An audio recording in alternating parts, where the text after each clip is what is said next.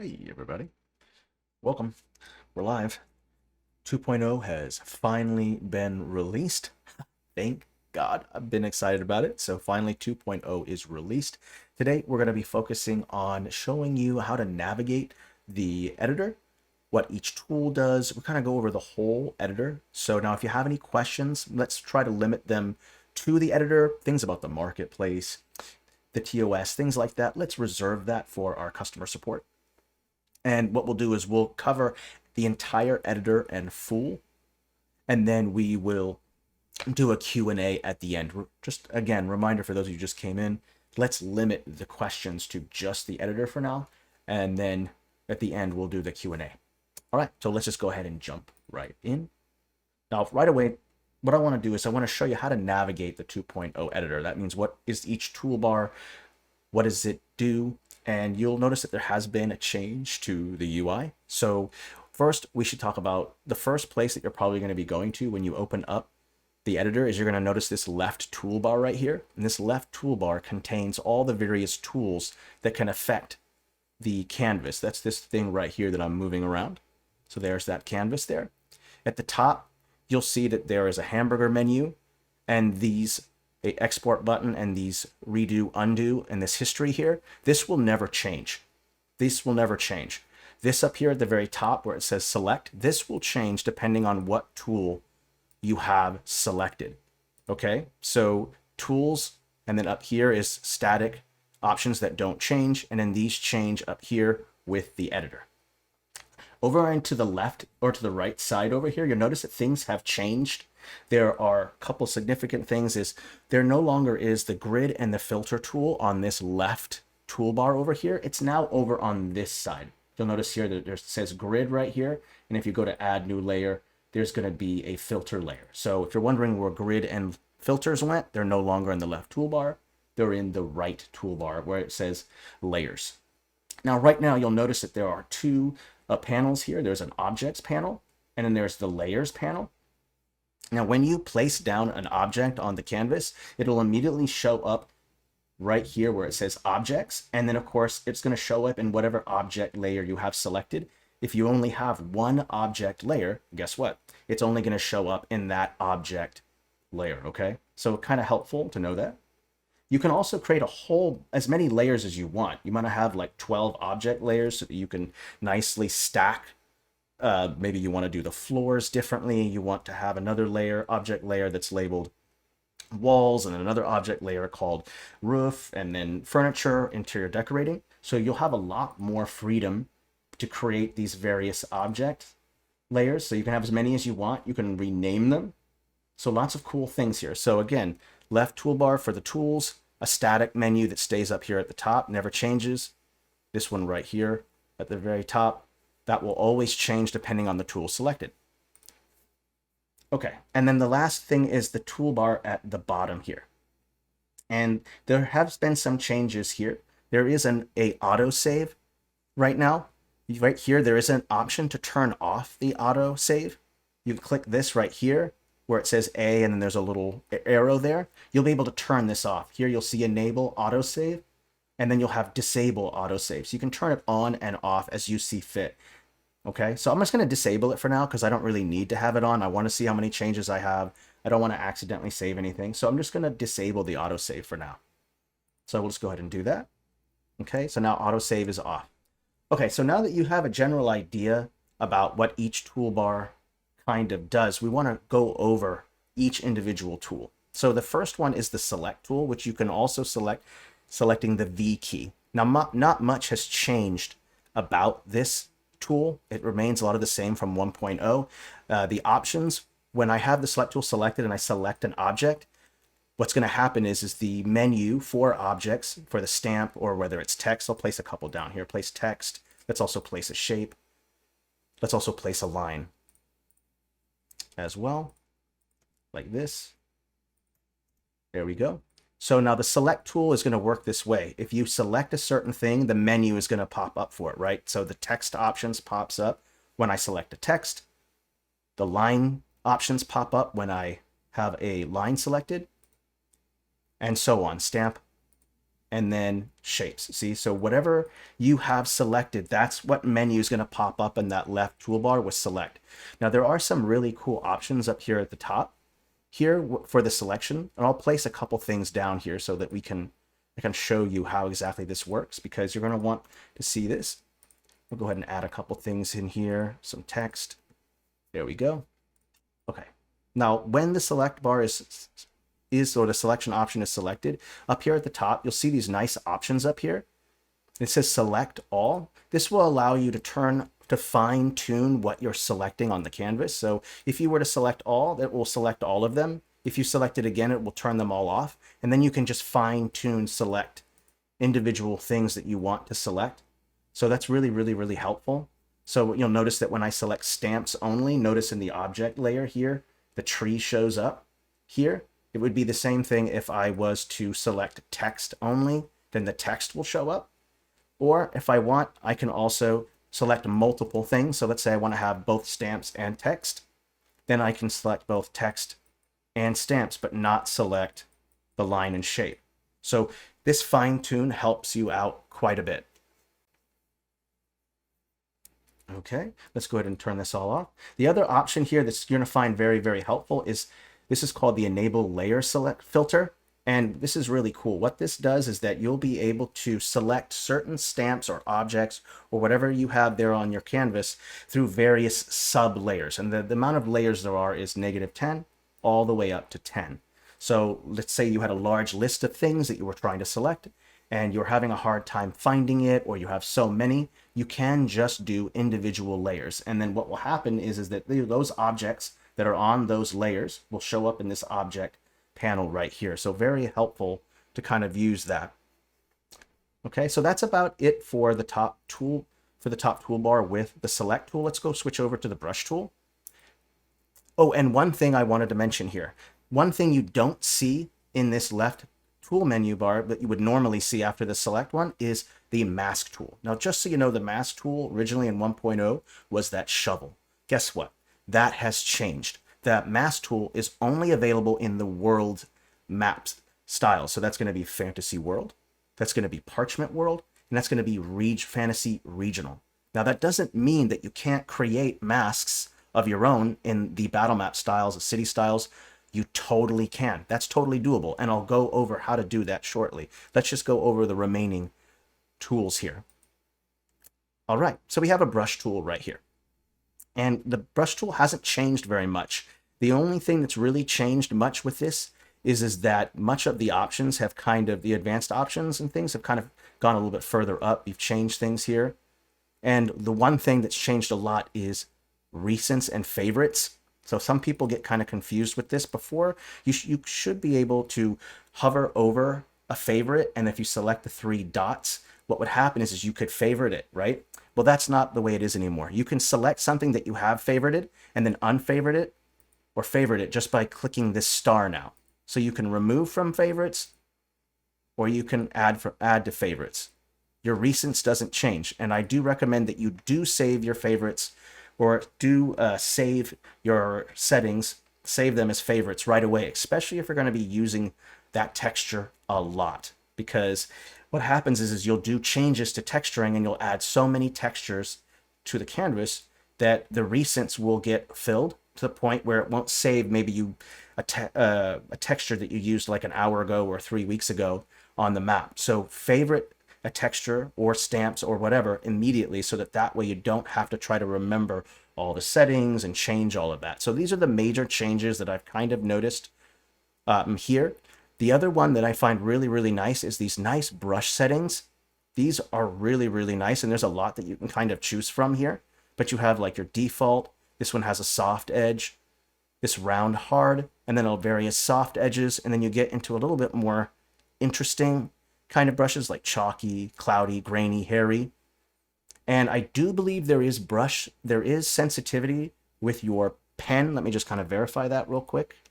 I do believe there is brush sensitivity. Yes, there is. I'm using a pen right now, and you'll notice that the sensitivity changes on how hard I press with the pen.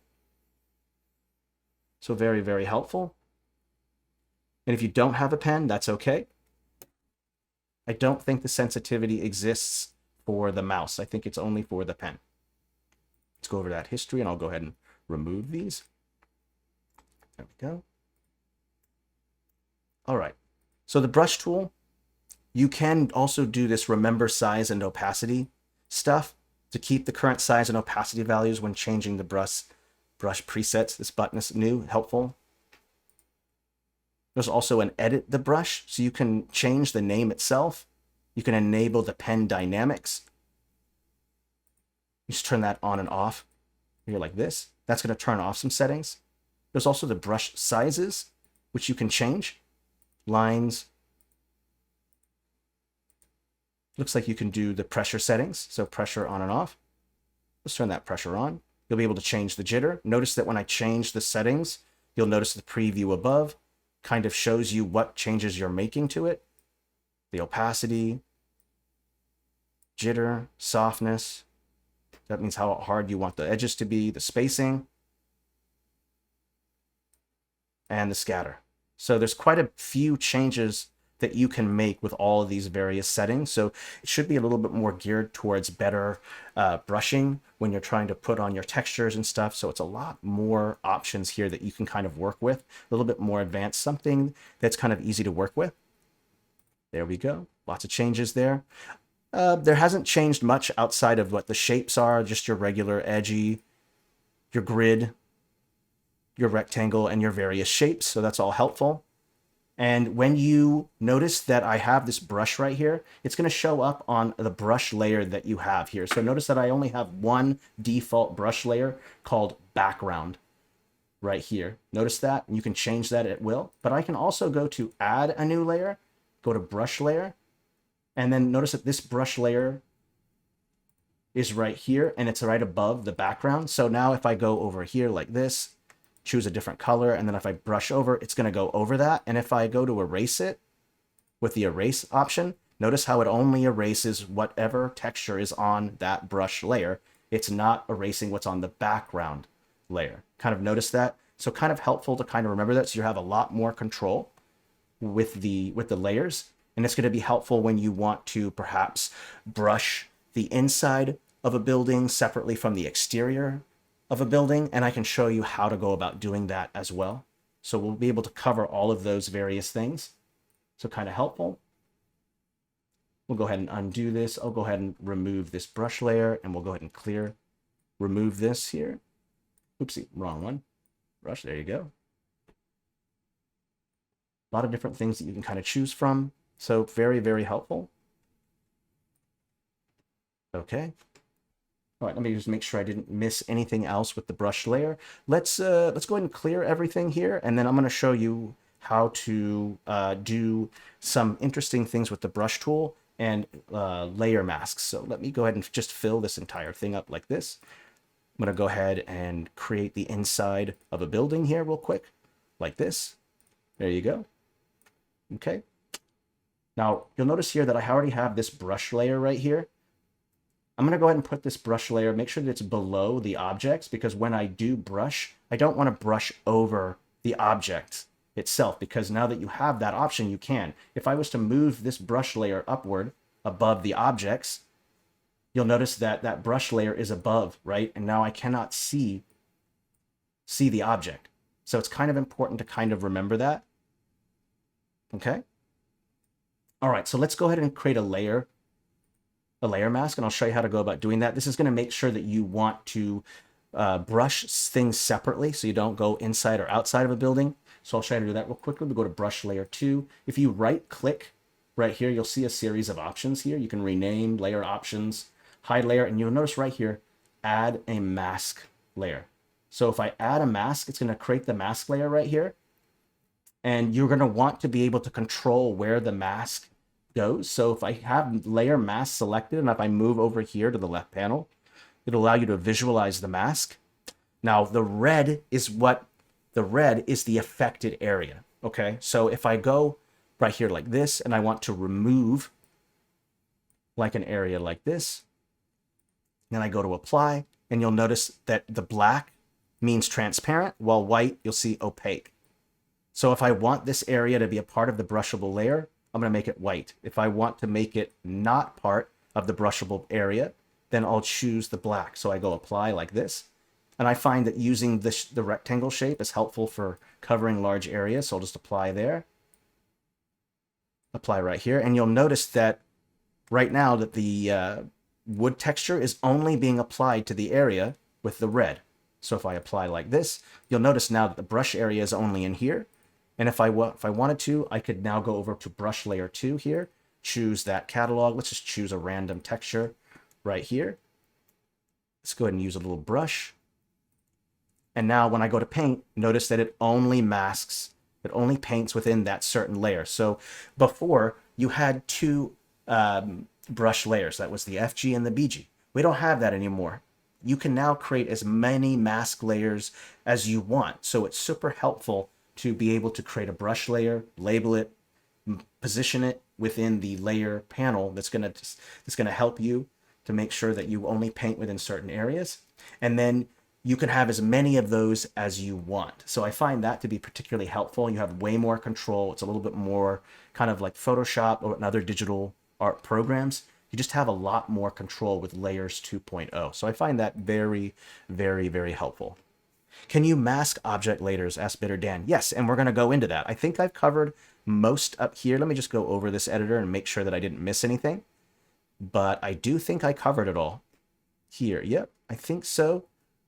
There's the tweak colors, the texture placement settings. Oh, these are changes. The tweak, you can now, it's no longer called color adjustments. It's called tweaks. It was called HSBC and then color adjustments. Now it's called tweak colors.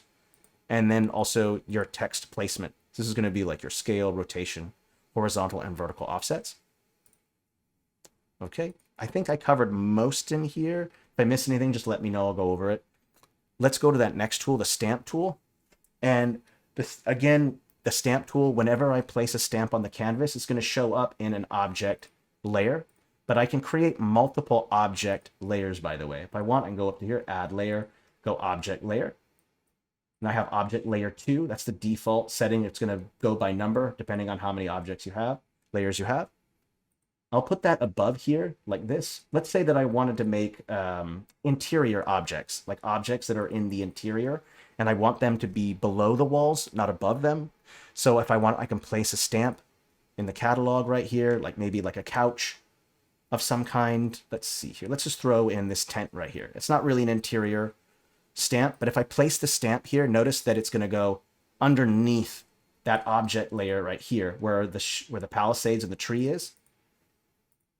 So now you can do things separately. And the way that I normally operate this is I'll usually have my walls be at the top, be at an object layer that's above. I'll probably have my interior decorating be the middle layer. And then at the bottom layer, I'll have things like my floor stamps like stairs, thresholds, things like that. I'll add on that bottom layer. So now you don't have to do it that way, but I find that it's just easier to edit and find everything when you have these nice, well labeled things. But you can also just group things to make it a lot easier. So everything can be on one object layer, and then you can just group everything and it will still be within 20 different sub layers that you can use. But it's up to you what you find to be the most helpful to you. There's no right or wrong way to organize your layers. Okay, that's up to you. Everyone does it differently. Some people are a mess. Other people's are very, very organized. So it's up to you how you want to go about doing that. So the object layer is pretty helpful. But what's really nice with the object layer is that you can also right click just like that brush layer, and you can create a mask layer, right? So there's my mask layer again right there. So you can kind of see, you can change how you want things to be affected. I'm not going to do any changes to it. Here, the objects, object 2, brush layer. Okay. You see here, you can erase certain things. Let me undo it real quick, and then I'll go back. We'll fine tune it so you can see it better. What I find this to be extremely helpful for are things like, let's say you want to remove certain parts of a stamp that get in the way. You can totally do that. So let's say that I want to go here and I want to have maybe this part of the tent be open. I can go in here and just kind of erase So you can see inside of a tent if you want to. It's just a separate layer. You can erase that. So there's all kinds of things you can kind of do with this, but I find that using a layer mask with the object layer is helpful for removing shadows from fantasy regional stamps. You can use it to hide certain things, shadows, all kinds of various things. Maybe you have an isometric pillar and you want to hide the top of the pillar and just have maybe the bottom part of the pillar showing. You can totally do that. So, and you can have as many object layers and add a layer mask for each one of those layers. So that's very, very helpful. I find that to be incredibly helpful, and I'll be using that a lot, especially with the fantasy regional stuff. So you can have as many object layers kind of as you want. See, I'm starting to add my layers. I'm starting to get more and more as I go. Let's kind of go over what has changed in the object menu itself, because you'll notice that things have changed. Note that you can scroll up and down with your mouse scroll wheel like before. We'll start at the top here. This is your randomize button. So if you want to randomize the stamps within a stamp set, you'll be able to randomize using this little dice right here. You'll also find your tweak settings for your colors at the top here. They were further down at the bottom down here, but now they're at the very top. So you don't have to scroll down anymore to go to your advanced kind of color settings here. So that's very, very helpful. Things have not changed. It's still your hue, saturation, brightness, and contrast.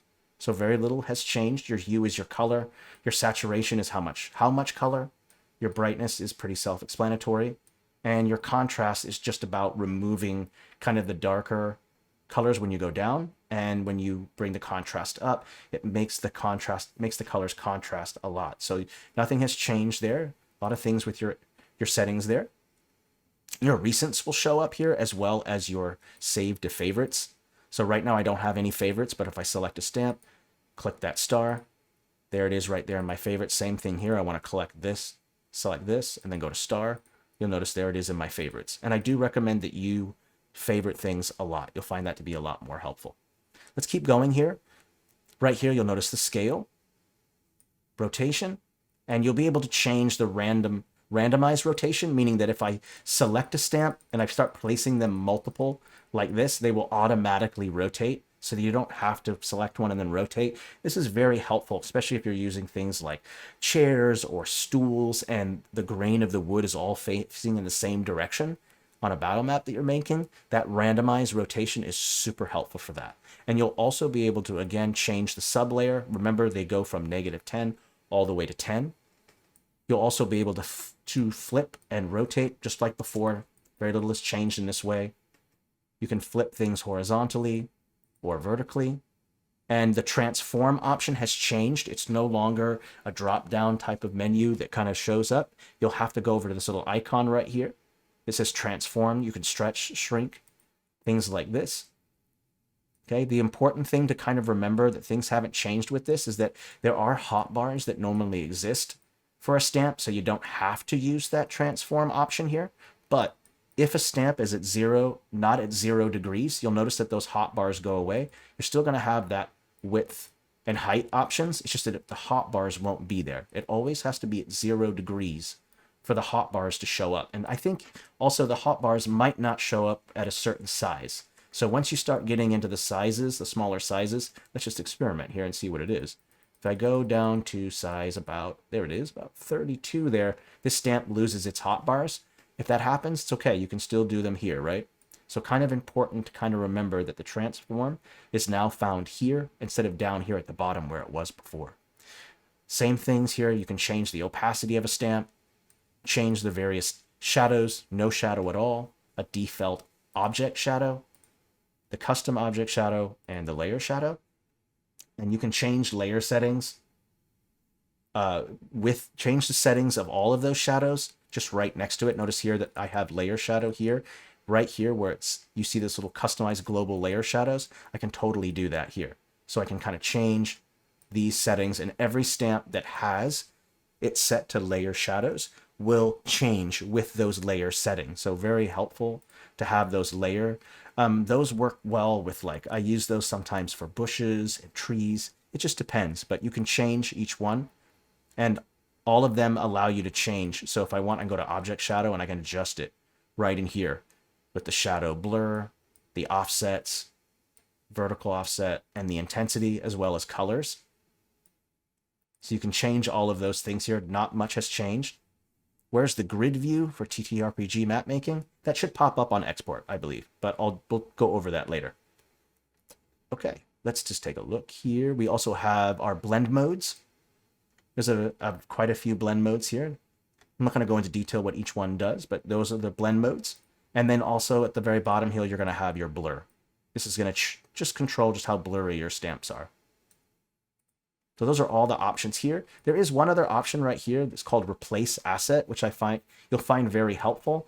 What's really nice is that it won't happen automatically. You can change a stamp at will. So let's say that I want to select this right here, go Replace Asset, and I'll be able to go into the catalog and choose which stamp I want to replace it. Now there is a caveat with this option, just to be clear here, that if you select a stamp like a whole stamp set, it could randomize whichever one you're using. So when you do choose to replace and you're choosing a stamp within a stamp set, open the stamp set by clicking show, and then you'll notice here it will replace the specific stamp that you want within the set. If you select the whole set, it'll probably just randomize a stamp within the set instead of the exact one. So kind of helpful to kind of do that, okay?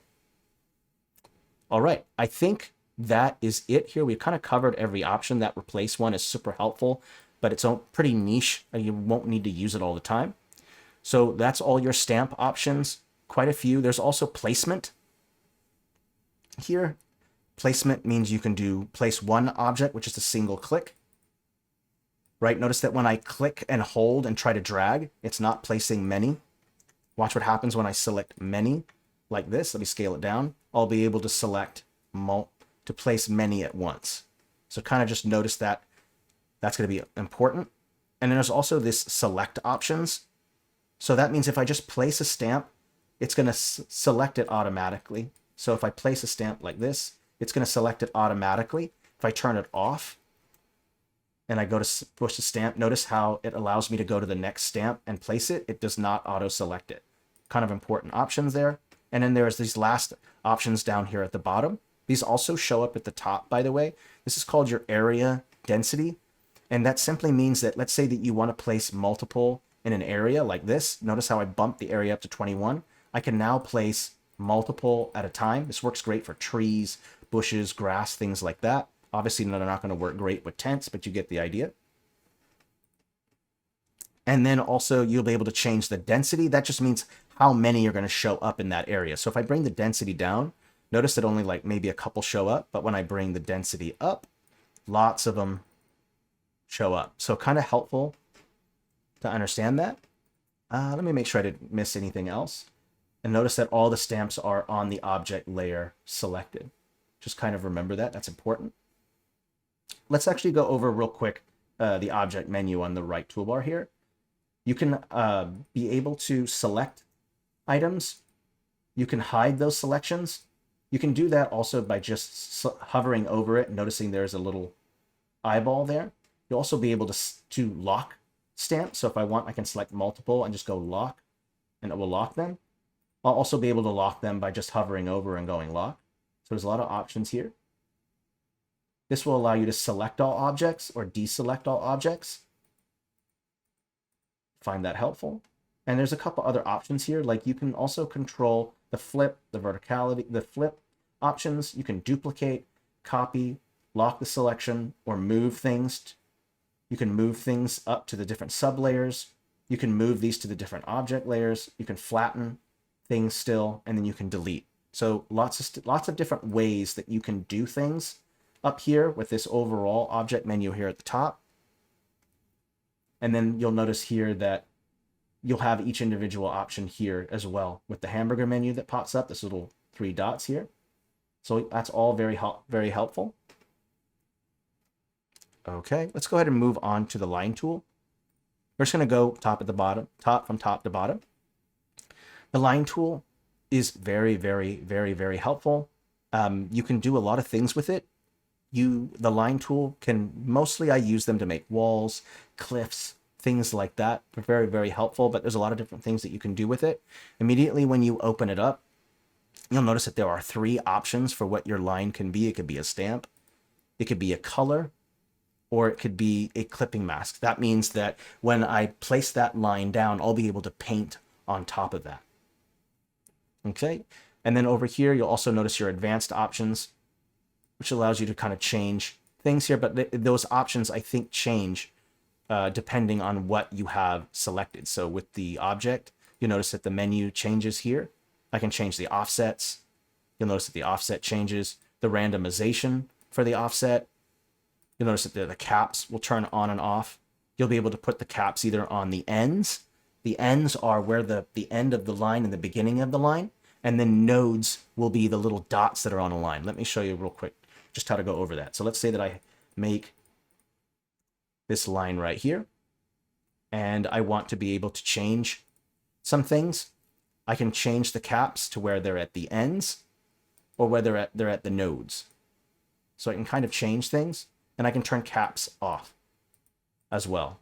Be able to change the opacity, and then I can change the shadow settings as well. All the normal shadow settings are here. So lots of cool things that you can kind of do with that there. Here's all your color adjustments or your tweaks. You can change all of these options here.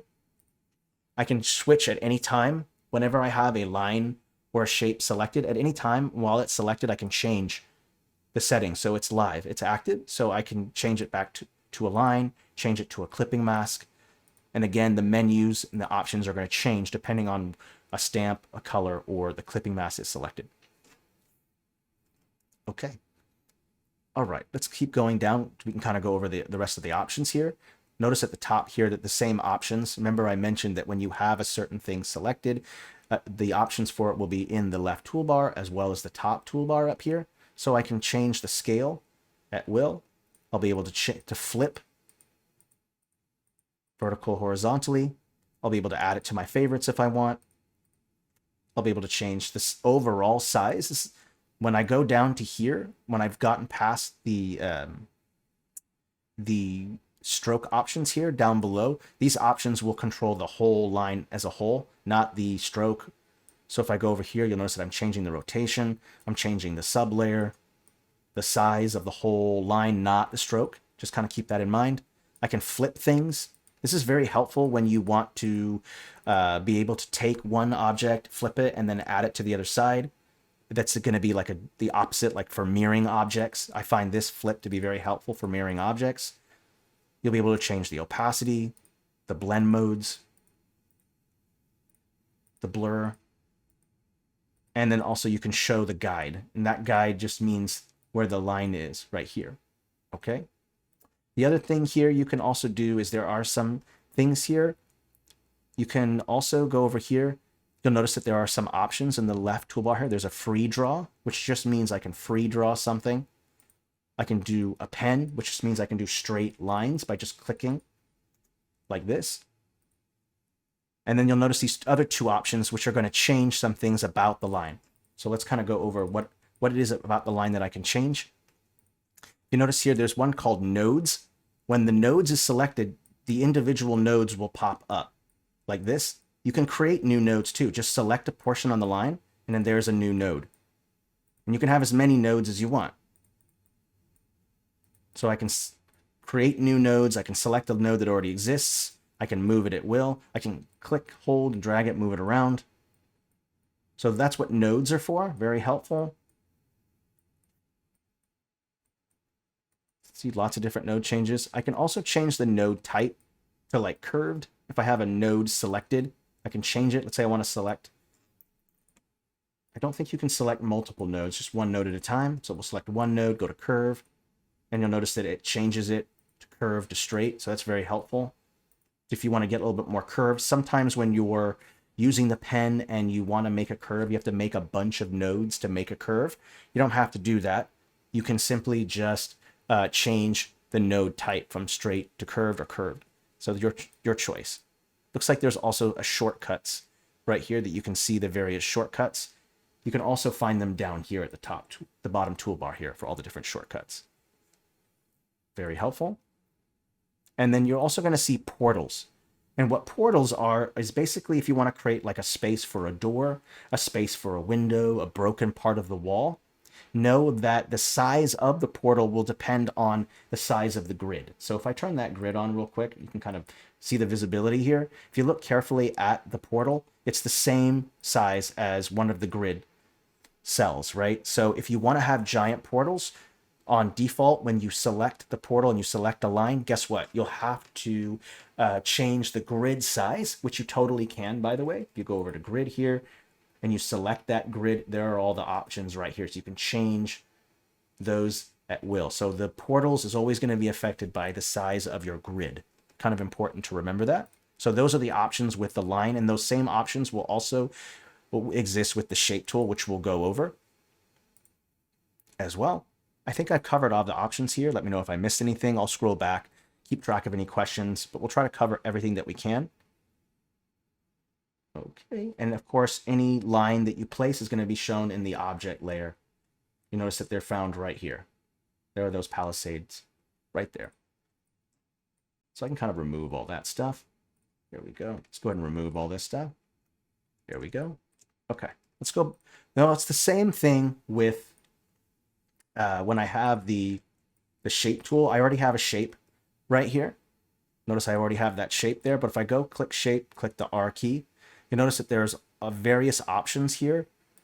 There's a free draw. Free draw just means that if I go ahead and go like this, it'll free draw a shape.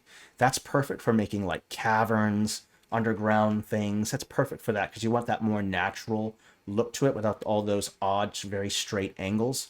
So you'll find that to be very helpful to use the pen, to use the free draw for that. But there's also a pen, just like with the line tool. So if I select this here and I place this, you'll see there's an add and a subtract. If I go to add, notice that it will create a shape using the pen. That's helpful if you want to make some interesting diagonals as well as 90-degree angles. I think that to be quite helpful. There's also a brush, and you can change that brush size as well right up here with the brush size, or you can hold shift with your mouse scroll wheel and notice that I'm able to adjust it without having to use that slider bar up there. But if I place the brush like this, notice that it will place it. That's kind of helpful. There's also the various shapes. So there's a rectangle, a circle, a polygon, which allows you to have multiple sides. I think the max amount of sides is 12, and I think the default is 5. So you'll be able to change that. Notice here that I have polygons. I can change the shape. Even when one is selected, I think even when one is selected, I should still be able to change those settings. Let me just kind of make sure that I can do that. Nope, doesn't look like I can. I thought I could. My mistake. Okay, let's go ahead and delete these. One thing I haven't showed is the fill option. So notice that this right here, I can create something with a fill option here. So I have this one shape selected. I go over to fill right here, and you'll notice there's a couple here. I don't know if the clip mask one works.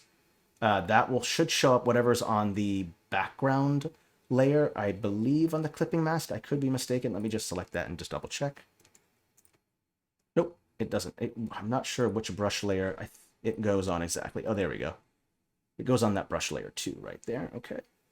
Clip mask. There we go. But you can also change the fills as well with like a texture of your choice, which you can change the scale and adjust the settings. You can change it to a color of your choice. And then there's also that clipping mask you saw earlier. And honestly, I don't think you even really need to use clipping masks. Frankly, I would just use those layer masks for your brush layer. I find that to be a lot more helpful than trying to actually use the clipping mask. So I don't even use that personally, but the option is available to you if you need it. And then you'll also notice next to the fill, just like with the stroke, there's the advanced settings. So if I go right here, you'll see the advanced settings. I'll be able to change like the layer offset. Notice that if I go above, it will go above the stroke. If I go down below, it'll go below the stroke. And I can change the opacity anytime that I want. So lots of things that you can kind of change there. All right, and just like with the line tool, you'll notice that there's a recents and a favorites that you can do. So if I go over here to my favorites, I'll be able to add things to my favorites if I want. Notice that there's also the sub layer. That's going to be the layer in which the whole shape is going to be on. So the shape will go up and down.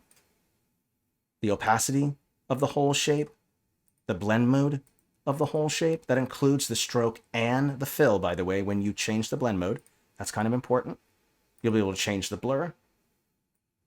When you do the blur, I think it's only, if I'm seeing it correctly, it should, I'm going to zoom in real quick. I can't remember if it blurs the texture. I think it only blurs the stamp, the stroke. I think it does for now. There we go. And then you'll be able to show those guides as well. Yeah, it does look like it blurs everything. But it seems to blur, from what I can tell, it seems to blur more of the stroke than it does the actual texture that's there. Oh, if I click on this, I put it on a clip mask. Oh, I see. Let's do this. Here we go. Right. If it's a clip mask, it won't. But if it's a fill, like a color, or if it's a texture, the blur will show up. I see the mistake that I made there. Yes, thank you, Typher0, and the Musical Row. Thank you both for the correction there. Great eye. Both of you, thank you so much. I appreciate the help. So all the options for the shape tool are there. And again, they show up in the object layer in that right toolbar where the objects are on the object layer that you have selected. Just kind of remember, you have to remember what object layer that you're using. It should be highlighted in blue, so it shouldn't be too difficult. The text tool, not much has changed here. In fact, I think most of the settings are the same from 1.0. I don't think a whole lot has changed here. But you'll have your text field up here at the top. If you're having difficulty with a longer text form, by the way, you can take this little arrow right here and go like this, and you'll be able to create a longer form text because of that. And I find that very helpful because sometimes I have a long form here and I'm like, wait a second, why is it that I have to like do this and then scroll down with the enter button, all this stuff? You don't have to do that. That nice little bar right there is very, very helpful. You'll be able to change the fonts. There's a whole host of fonts and a bunch of new ones that were added when Sci-Fi came out. I don't know if we have any new ones recently, but this is very helpful. You'll be able to change like whether they're bold. Let's go ahead and place some text down so you can kind of see it. Hello. Like this. You can change the bold, change the size, the rotation. Let's also get rid of that bottom line there. There we go. Change the sub layer. You can even flip it, so if you want to reverse. It's kind of fun. You can change the color of it to whatever you want. So this is going to be the fill color. And then there's also an outline color as well that you can change. And I find that contrasting colors work the best here, like lights and darks work really well. You'll also be able to control the shadow. Just like you would with a normal object shadow setting, you'll be able to control that. Kind of helpful. And then there's going to be things like curve, curvature, spacing, line height. It's going to be helpful when you have multiple. Some of the fonts have like some flourishings on it, and so sometimes the lines will overlap each other, and so you can control that line height to make sure that those texts don't overlap each other with the line height. That happens a little bit sometimes depending on what you use. Heck yeah, I'm having fun. I'm also absolutely exhausted from like a 9+ hour workday. I'm pretty tired, so thanks for putting up with me, but I'm so exhausted right now. Okay, so let's keep kind of going over more of the text options here. There's this alignment, and that just means that let's say that I have some text here. Let's go over this real quick. Let's have multiple things of text here. Let's go ahead and remove the curvature here. You can return things back to their default settings by just clicking this little arrow here. But let's say that I want to have like multiple lines of text here, which I can. I can change the alignment to where it's to the left, centered, or to the right. That's helpful.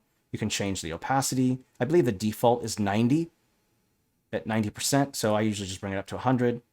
There's also your blend modes. We'll go over blend modes in another video. If you want a really concise video on blend modes, there's one by Beg, Borrow, and Steal Productions. Go ahead, Becca. Feel free to plug that video link if you want to. And then we'll be doing our own short form videos for blend modes as well in the future. So lots to cover there. And then finally, you can also just do blur if you want to just blur it as well. Very helpful. Definitely go check out that blend mode video. Particularly helpful, by the way. Okay, so after the text tool, there's this path tool, which I actually never use. I kind of just supplement everything with this line tool. I actually never used the path tool. I don't even know why we didn't remove it. I'm guessing because so many people already have a bunch of paths on their maps that they didn't want to remove it yet, or maybe there's plans to. I don't really know. But I never use it, but it has pretty much similar options to the line tool, but I would say the line tool is just far more advanced because there's certain things with this path tool that you can't do, like you can't choose a stroke. It's just colors. And so this right here, the line tool, is just going to be way more powerful and way more useful. So I just recommend using the line tool instead of the path tool, and maybe we'll remove that. I'm not sure. I'll go ahead and ask for sure. Nothing has changed with the note tool whatsoever. But if you place down, if you have the note tool selected, whenever you click on the canvas, the note will pop up. You can change the various options here with the headings. You can change the types, bulleted list, numbered list, all the different font changes, bold, things like that. And then once you've kind of saved it, you'll notice here that all the notes are going to show up right here in the left toolbar. And you can just go and edit them by just clicking that little pencil right there. And then you can also just delete them at will by just selecting the little trash can, and then that note will go away. And I do hope for absolutely a lot more. I do hope that we'll have a more robust note system in the future. So that way it'll be a little more friendly for DMs and GMs, in my opinion. Okay, we're getting to kind of the last bits of options here, and then we'll kind of go over some important options up here in the hamburger menu, because there's a lot of cool things in the hamburger menu that we definitely want to go over. But you'll be able to do a pan and zoom tool. I actually never use this. What I do instead is I just click and hold the space bar, and if I hold that space bar and then click hold with my mouse, I'll be able to drag. So I don't ever really use this pan and zoom when you can just do it automatically by just holding down the space bar and click, hold, and dragging. I find that to be a lot more helpful. There's also this live Twitch little icon that shows up when we're live, and then there's a save button right here, and it will usually tell you how many changes you have to save, because I turned off my my autosave. Remember, the autosave might not be helpful to you, so you can definitely do that. Yet you can also do mouse scroll wheel to zoom in and out, and the way that the zoom will work is that wherever your cursor is, that's where it's going to zoom in and out of. So if I go point it on this tree right here and I use my mouse scroll wheel, I'll be able to scroll in and out. So that's pretty much for zoom, but panning is with the spacebar. Okay. All right, let's go up into this hamburger menu right here, because the hamburger menu is incredibly helpful. There's a lot of different things in here, so we'll kind of go over the majority of it here. But first, there's your edit map details, which you can change the title and then change the description, and then all the various options up here that we mentioned before, as well as getting a link in there. So that's going to be kind of helpful. You're also going to notice that there's the same thing. There's that save option, as well as the save option down here, as well as the autosave. So you'll have that in the hamburger menu, and you'll also be able to save as a clone. When I click save as a clone, what it will do is it will save this map. If there are any changes to this that haven't been saved, it will save it, and then it will create another map. It's a clone of this one that's separate, and that's going to be helpful if you want to make various floors of like a tavern, or you want to have various maps for one location. You can totally do that. So save as a clone is very helpful. There's also a clone and remove private assets. There are no private assets on here, so that option's not going to be available, but there is this export as composite, which is going to be very, very helpful. Let's just talk a little bit about export as a composite. So what this means is that you'll be able to, if I click this, you'll notice that there's going to be a couple options here. One, I can change the name of the composite. Let's just type in test, okay? And what this is going to do is that once I click this export button, it's going to slowly, or not so slowly, depending on the stamp, your composites, depending on how complex they are. Let's say that you have like 100 stamps making up this composite that you want to be able to save into the catalog. If you have like 100 different things on it, it will take a little longer for that to export. If you have like maybe several trees and then maybe some grass underneath it, and then maybe a couple birds in the trees, and then you have some other things, then it probably won't take as long. But what this will allow you to do is it will show up in your catalog. So export, we're going to go ahead and save. So what it'll do first, it'll ask you to save the changes on your map. After it saves, it's going to begin the export. Yes, the composite is the whole map. That's a great point. Thank you, by the way. So anything that's in that editor right there is going to show up. So just kind of keep that in mind. So if I do export this, notice that it's going to keep all the settings in here. That's going to be the background, all the text, everything that's on this map is going to act as a stamp. Now, don't worry. I'll show you how I'll go about doing it with a transparency. So we'll get to that in a moment. I'll open up a map and then I'll show you how to go about making it with transparency. But I want to show you just how this exactly operates.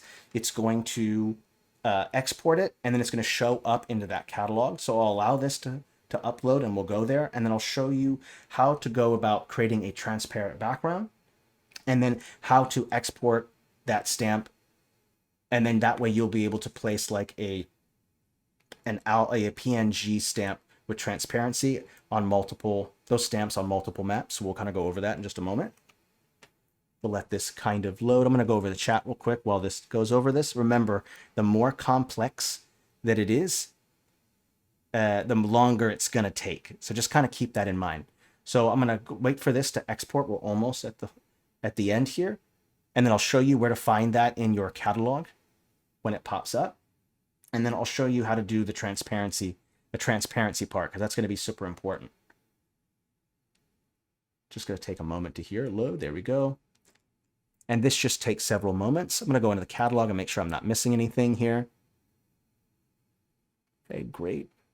Cool. Will we be able to upload fonts? Not that I know of, but that's a great idea. I love that. I'm sure some of these questions already got answered, so bear with me.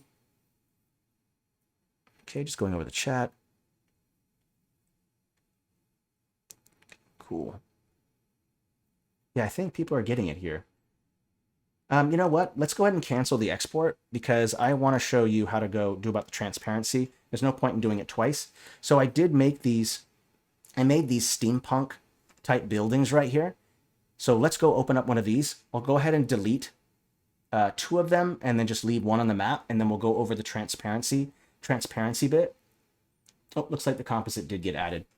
But let's go ahead and do this, because I want to be able to show you how to do this, because this is going to be super important. And remember, the more complex they are, the longer it takes. So we're going to open this up, and we're going to go ahead and export this. And I'm also going to put it on multiple maps so you can see how exactly that it works. Yeah. Oh, yeah. Cool. Thank you, Typer0, for adding the link to that feature request. I appreciate it.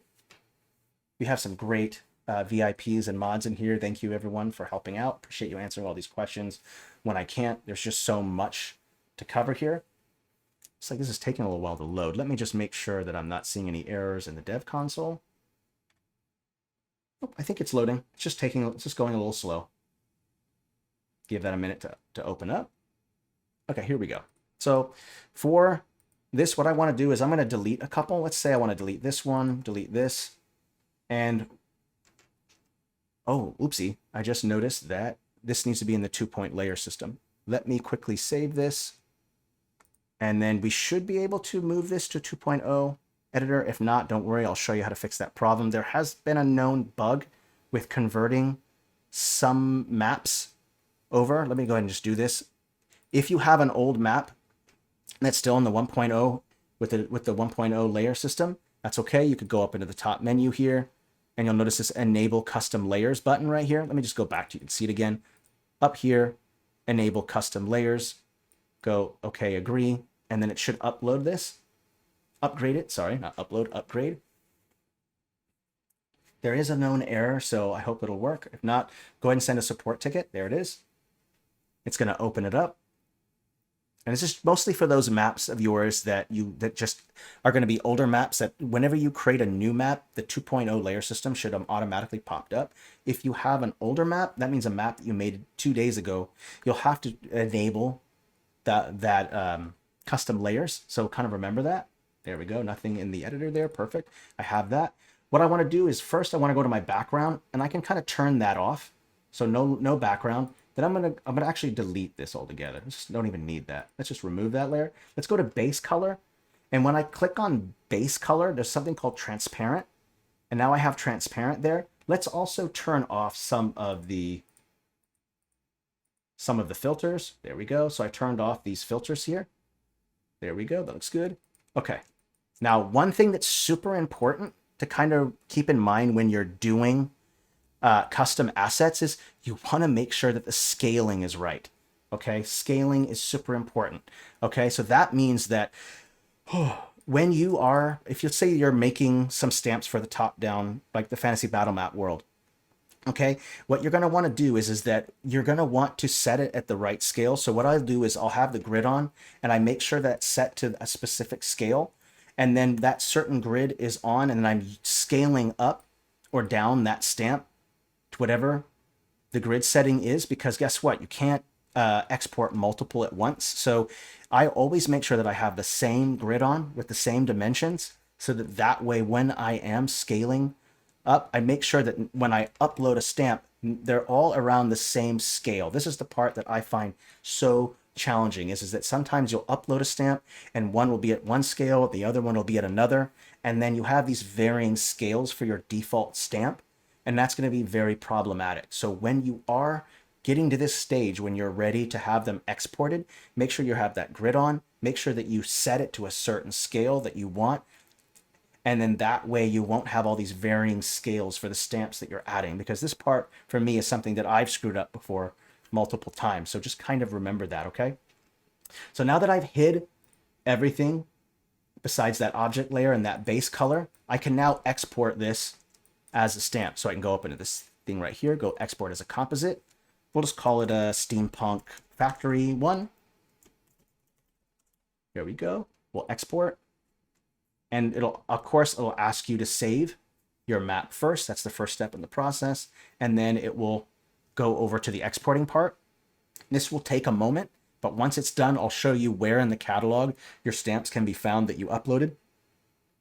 And then we'll kind of go over the last bit of stuff in the editor, and then we'll answer some questions on how to do things. So we'll do a little Q&A here. Okay, yeah, I have noticed that exporting is a little time consuming. If you don't have time for exporting, you can also just copy and paste stamps across maps, and it will already what's really nice is that when you do copy and paste, that's Control-C, Control-V, it won't have any of the background or anything. It'll just have as the stamps, the group that you've copied and pasted. And it won't have like a background or any layers or anything like that. So it's helpful. So right here, it's going to be saved. So if I go now into the catalog right here, you can press the F key or just click this. Yes, there's totally a way, by the way, Majestic Peanut Gaming, first time chatter. Glad that you're here, by the way. We'll add this to YouTube and I'll do chapter titles as well. And we'll cut it up into clips as well. So we expect a lot of YouTube content in the works coming up. That means individual tool videos, the entire editor, all of that stuff. That's all coming up real soon. Some of those will be ready by the end of this week. Others will be ready by the end of next week. So looking forward to that. So from here, you'll notice that there's something called Me right here. If I click Me right here, that's going to be all the stamps that I've added. So Me, and you'll notice right here, I have this Steampunk Factory, and it's at the proper scale that I exported it at. Notice that? It's kind of important, right? And now I can also go to a different map. Let's go to Don't Save real quick. and I want to open up, let's say I want to open up, let's say this thing right here. Let's open this up, this Fey map frame. Yes, there can be, but there is a known bug right now anyway with older maps. And I don't mean older, I just mean 1.0 maps that are not converting properly. If you encounter that problem, send a support ticket. Make sure to make a clone of that map. Send us the link to that clone. And by the link to that clone, I mean open the clone in the editor. Up at the top address bar, copy and paste that whole address and include that in your support ticket, and we'll get that fixed. I think this is a known bug.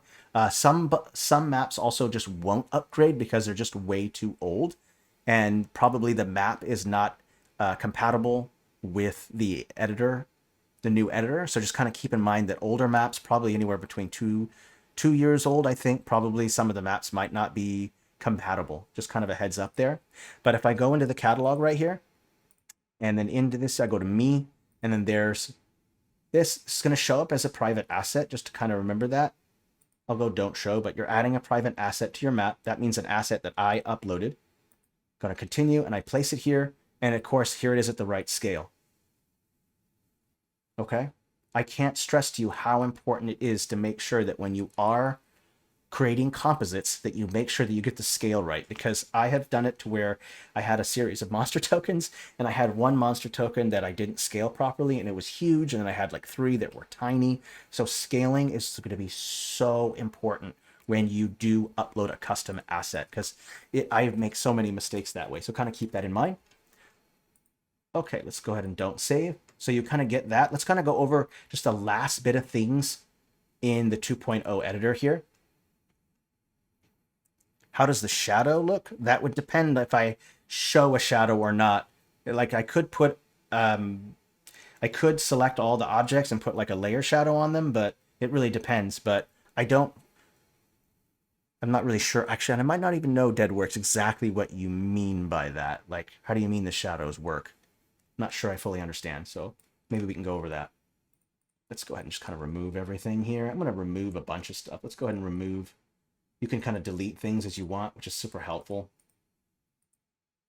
Delete that brush layer. Helpful. There we go. I don't actually know. I didn't actually... Was there an option for shadow for the composite? I didn't even see that. 1 second here. It should... Let's go ahead and place it down real quick. I see what you mean now. I understand. Thank you for clarifying a little bit there. There you go.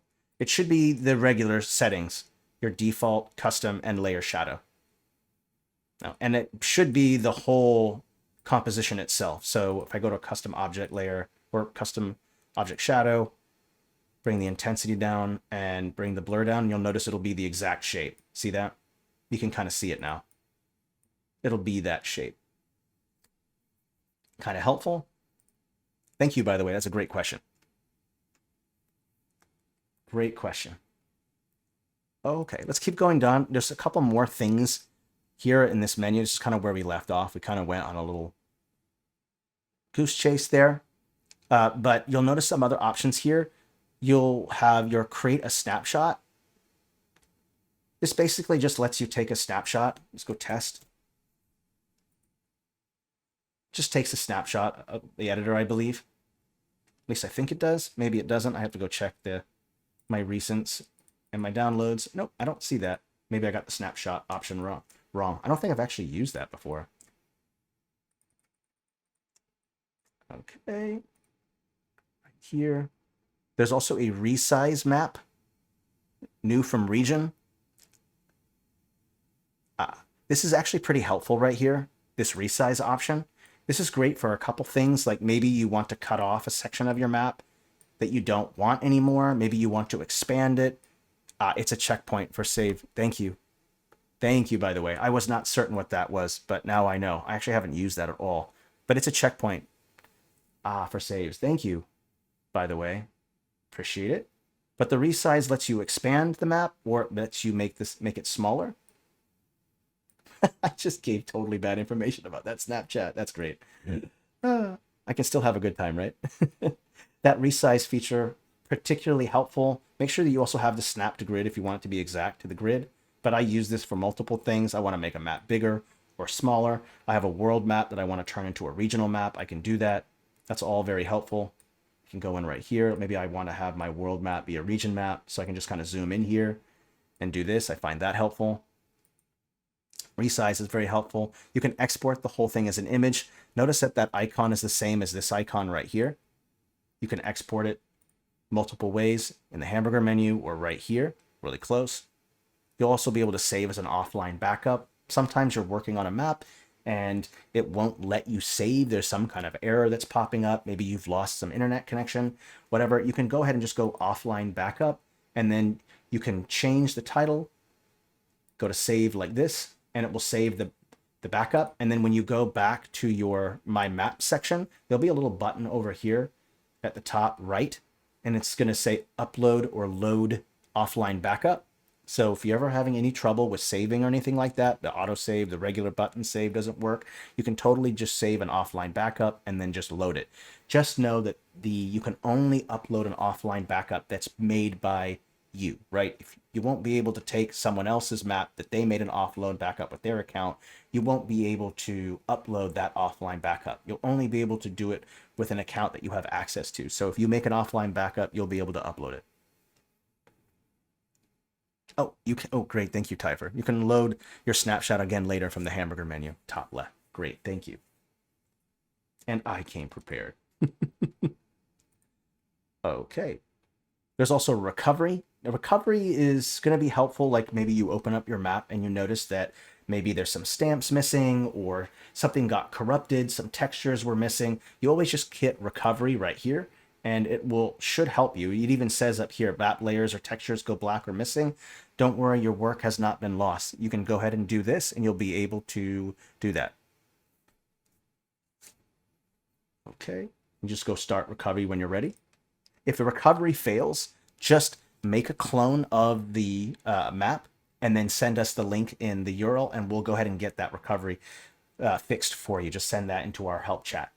So if you have any problems with that, let us know. There's also remove private assets. So let's say there's a map that has some private assets on it, but you still want to use the map. You can remove those private assets. Now, depending on how many private assets are on that map, you might have a ton of assets or textures that might go missing when you do press remove private assets. So just kind of keep that in mind. There's your what's new. This is just going to open up a whole new tab, and it will give you your latest updates right here.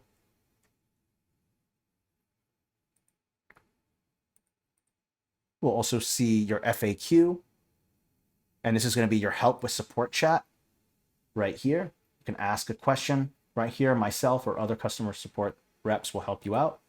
Kind of helpful. Oh yeah, sometimes people don't know how to close this. If you're ever confused about how to close this, some people are like, how do I close this? There's a little X right here. You click that, it goes away. Just kind of remember that. And then this button right here, which will return you back to your maps. Now, I think I've covered the majority of the options here. There's a sync tool options here. Like there is that one. This is particularly helpful. So let's say that I have a stamp right here. Let's place a couple other stamps just to make sure that I got that right here. But if I select this and I have this selected, and then I go right here to select, it will save the same dimensions. It will save all this information that I had before, that with the object that was previously selected. So if I turn that off, notice if I go into the catalog here, and let's say that I place a stamp down, let's say this tree right here, and then I go back, let's see here, this one right here, it should save the settings of the last stamp on and off. I think this is pretty helpful. Make sure that I explained that right. Sometimes this one kind of confuses me a little bit, but I think I understood it properly. I usually have it selected all the time. Honestly, I don't never have it selected. I think it's default turned off, but I usually have it on all the time. I find it helpful. There's the snap to grid option. It should automatically snap. The shovel is not missing. It's just only available within the world styles. So fantasy world, parchment world, and the fantasy regional. But if you want to create a clipping mask, you totally can in that right that right layer panel right here. Just kind of a heads up there, first time chatter. Glad that you're here, by the way. Okay, let's keep looking over the other options here. I want to make sure that I have everything. Yep, it's perfect. Exactly, just what Typher0 said perfectly. Okay, let's go ahead and go into we kind of already transitioned to Q&A. So if people have questions about certain things, let's limit the questions just to the editor, the marketplace, getting accepted as a marketplace artist, TOS questions, things like that. Let's leave that for customer support. Let's focus on the editor. So if you have any questions about something about the toolbar, any of the toolbars, any questions about layers, anything like that, feel free to ask, and we'll kind of show you how to go over all of those. And again, I'll make sure to cut up this video into a whole bunch of smaller clips so you're not trying to go through a 2-hour video trying to figure out how to do one thing. So we'll make sure to cut this up. I won't be able to do all of that in one day, so kind of expect a series of clips to kind of come out over the next several weeks from this video. So we'll be doing that. Yeah, if you have any questions, feel free to add them in the chat. I tried to cover as much as I could in the editor. But if you have questions, and I'm sure you do, we'll go over them. So I'll let you guys kind of go over that. I'm going to go over the editor to make sure I didn't miss anything. I think I got just about every single thing here. Is there a way to offset stamps like there is a way to offset stamps like there is a way in the shape tool? Can you speed build a castle in 5 minutes? Lord Brady, that's great. I would love to be able to do that. There is no way. Castles are meticulous. They take a lot of time. They are so hard, but that's great. What was the question here, Terry? For the layer system, is there a way to offset stamps like there is a way in the shape tool? I actually don't know if there is a way to actually do that. That's a great question. Why don't we just take a look? I see some other questions in here. Okay, let me just see here about this offset thing. I'm not sure if you can do that or not. Let's go add another object layer. And by offset, how exactly do you mean, by the way, Terry? You mean like, I don't think there's a way to do that? Yeah, can you explain a little bit more in detail what you mean, Terry? I'll answer another question while you type that in.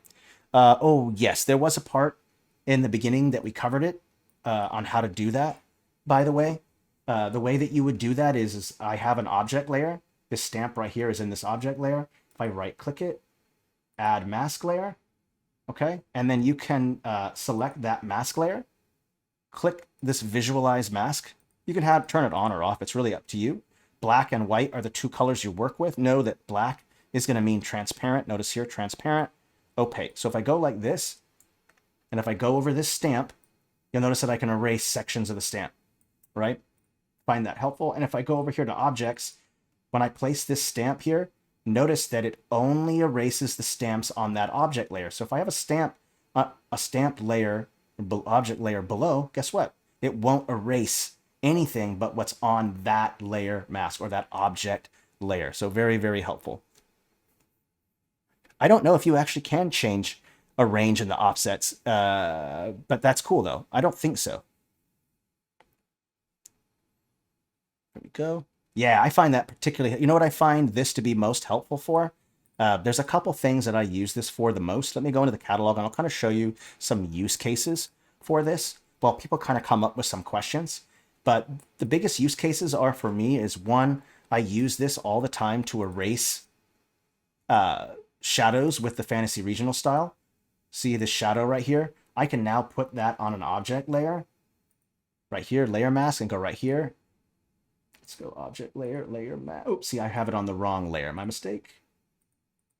Here's the tree right here. I want to move this object right here. Copy, paste. Let's go move it over to this layer because it already has a layer mask. And I'll place that there. And I can go in right here like this.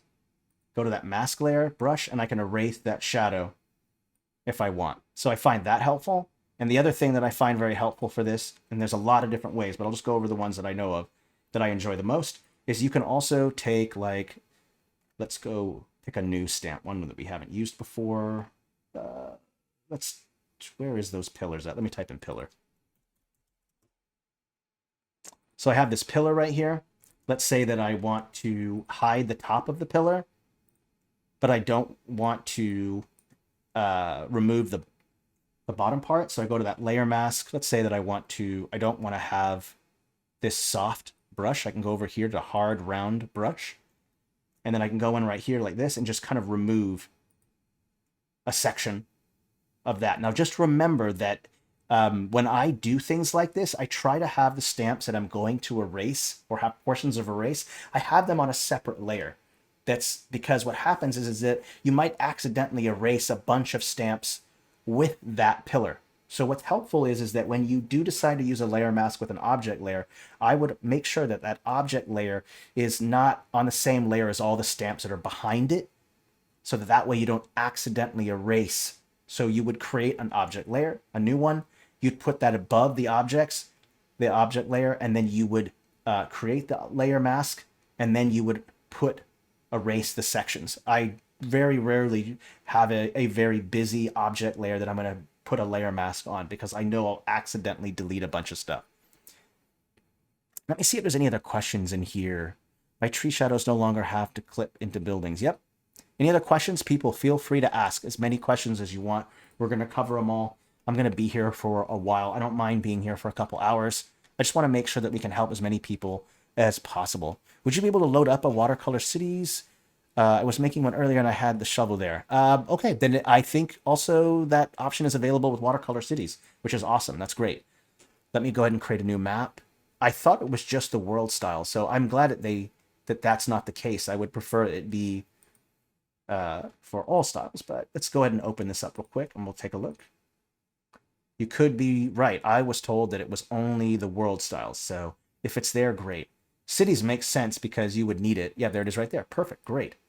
Awesome. And in fact, why don't we go over the mask tool? Because, well, it's not a mask tool. It's called the land tool now. But the same options for layer masks is still here. So you don't have to use the 1.0 kind of like mask tool or the land tool if you don't want to. I guess it's just an ease of accessibility. And also, unlike the layer masks, you'll be able to actually select the settings as well. So you'll be able to change, I think you'll be able to change the style of stuff. So if I right click this, click land style, and you'll have what was once called, I think it was called layer effects. I think it was called. And you'll have all those effects that you had before that were right here. Like normally when you had this in 1.0, the options would be right here in the bottom. It's not anymore. Right click, and you'll be able to change the stroke, the outline, outer shadows, inner shadows, ripple effects. Just know that it has changed. It's now all over here when you right click it. It was before here. So that's kind of helpful. Things have changed. So it's not too much navigating. It's just you click it and then you'll be able to go over here and then change those effects at will. So I find that kind of helpful. You cannot do that with a layer mask. Absolutely correct. Edge effects or mask effects are not there with that. You can only do that with this land tool within those styles. So yeah, watercolor cities is a part of the styles that includes this land tool, which I find very helpful, by the way. So let's go. Any other questions? Feel free to ask. Any other questions that people have? Feel free. We'll make sure to cover as much as possible. I think we covered all the big ones, and even some ones that some of our explorers and our EA people didn't even know about. I'm glad I was able to even teach some of our elderly, our wizened groups a little bit. So that's kind of helpful. Okay, yeah. Any other questions? Feel free to ask. It doesn't matter what it is, as long as it concerns the editor. Oh yeah, well, I was learning quite a bit from everyone else here helping me out. Watch who you call elderly. That's great. I love that. Okay, also, what is the new priority on the layering? In the old version, oh, you know what? I think the layering depends on the style that you have. So when you place a stamp, like default, when you in the battle map style, I think first map that placed, the next stamp that gets placed, it takes priority in the ordering. So, and I think it varies from style to style. So if you're making something in fantasy battle maps, and then you're making something in fantasy regional, the default on the layering when you're placing them, I think varies, unless that has changed. And I don't think it has. I don't think that it has, unless there's someone here who knows more than I do, but I don't think that those things have changed from 1.0 to 2.0. It should work exactly the same as it did. So that has not changed. Our inky grandma. That's great. I can't believe us. I called you all old. Yeah, you're old. You're all old. Even though I'm probably the oldest person here. That's great. Okay, yeah, feel free to ask any other questions. Nothing has changed on the default when you're placing stamps. Ask as many questions as you want with the editor, and we'll kind of go over them. I think I covered most of it. I'm 43. Is there a way to duplicate layers? Oh, you know what? I think there is. That's a great question. Let's go ahead and load this up. And I think there is. Yes, I'm an inky grandpa. That's me. Okay, let's go ahead and open this up. Yeah, there should be a duplicate button.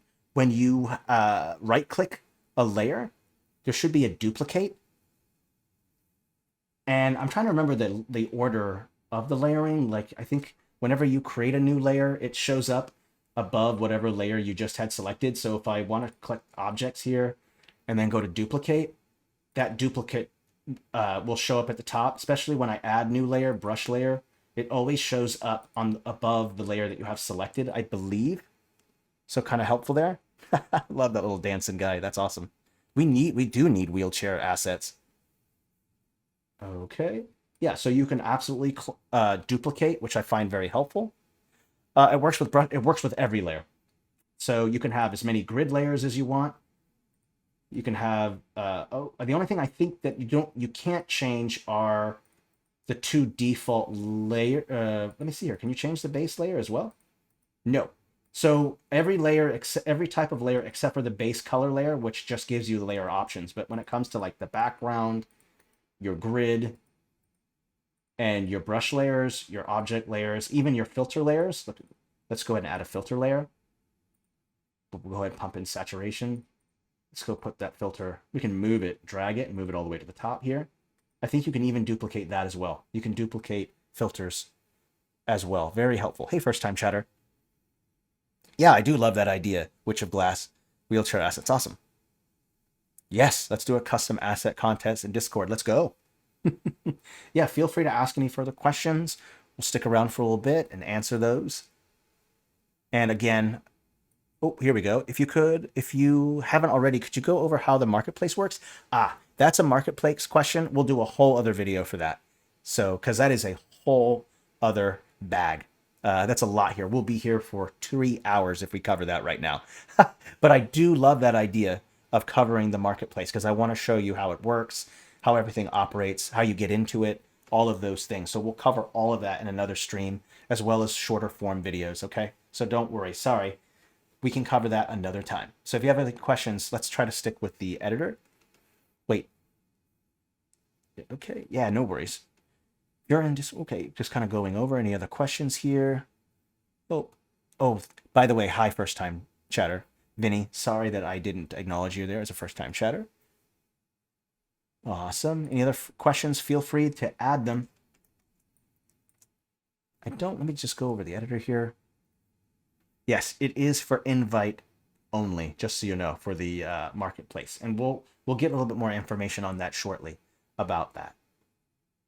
Making sure I didn't miss anything. I think I covered almost every single feature, most of the use cases. Yeah, hey, first time chatter, Sire TV, TTV. Yeah, of course, always. And we're going to have a whole bunch of like shorts and clips coming up here pretty soon because I know not everyone has the time to go for a 2-hour stream. I totally get that. People have varying attention levels, things like that. I totally get that. As an elderly man myself, my attention span is pretty weak. What are the other extra in the layering when right-clicking? It depends on the layer. Different things show up. Like if I have a filter layer, the options might be a little bit different for it. So actually, I think they're mostly the same here. Let me check them over. Yeah, they're mostly, for the most part, they're mostly the same. I think layer masks are an option, are a difference, and then obviously the base color ones have different ones. But for the most part, the right click options are mostly the same. Okay, there we go. I thought I saw another one.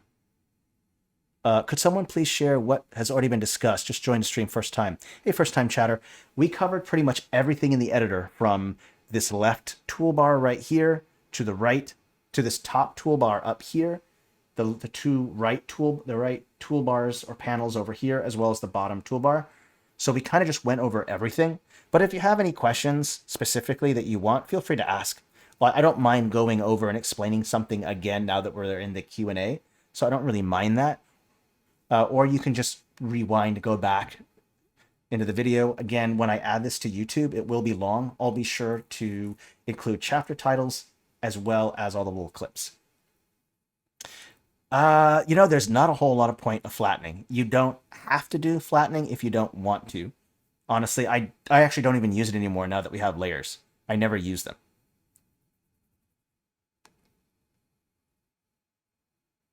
If you change an object, okay, so if you change an object layer to a specific blend mode,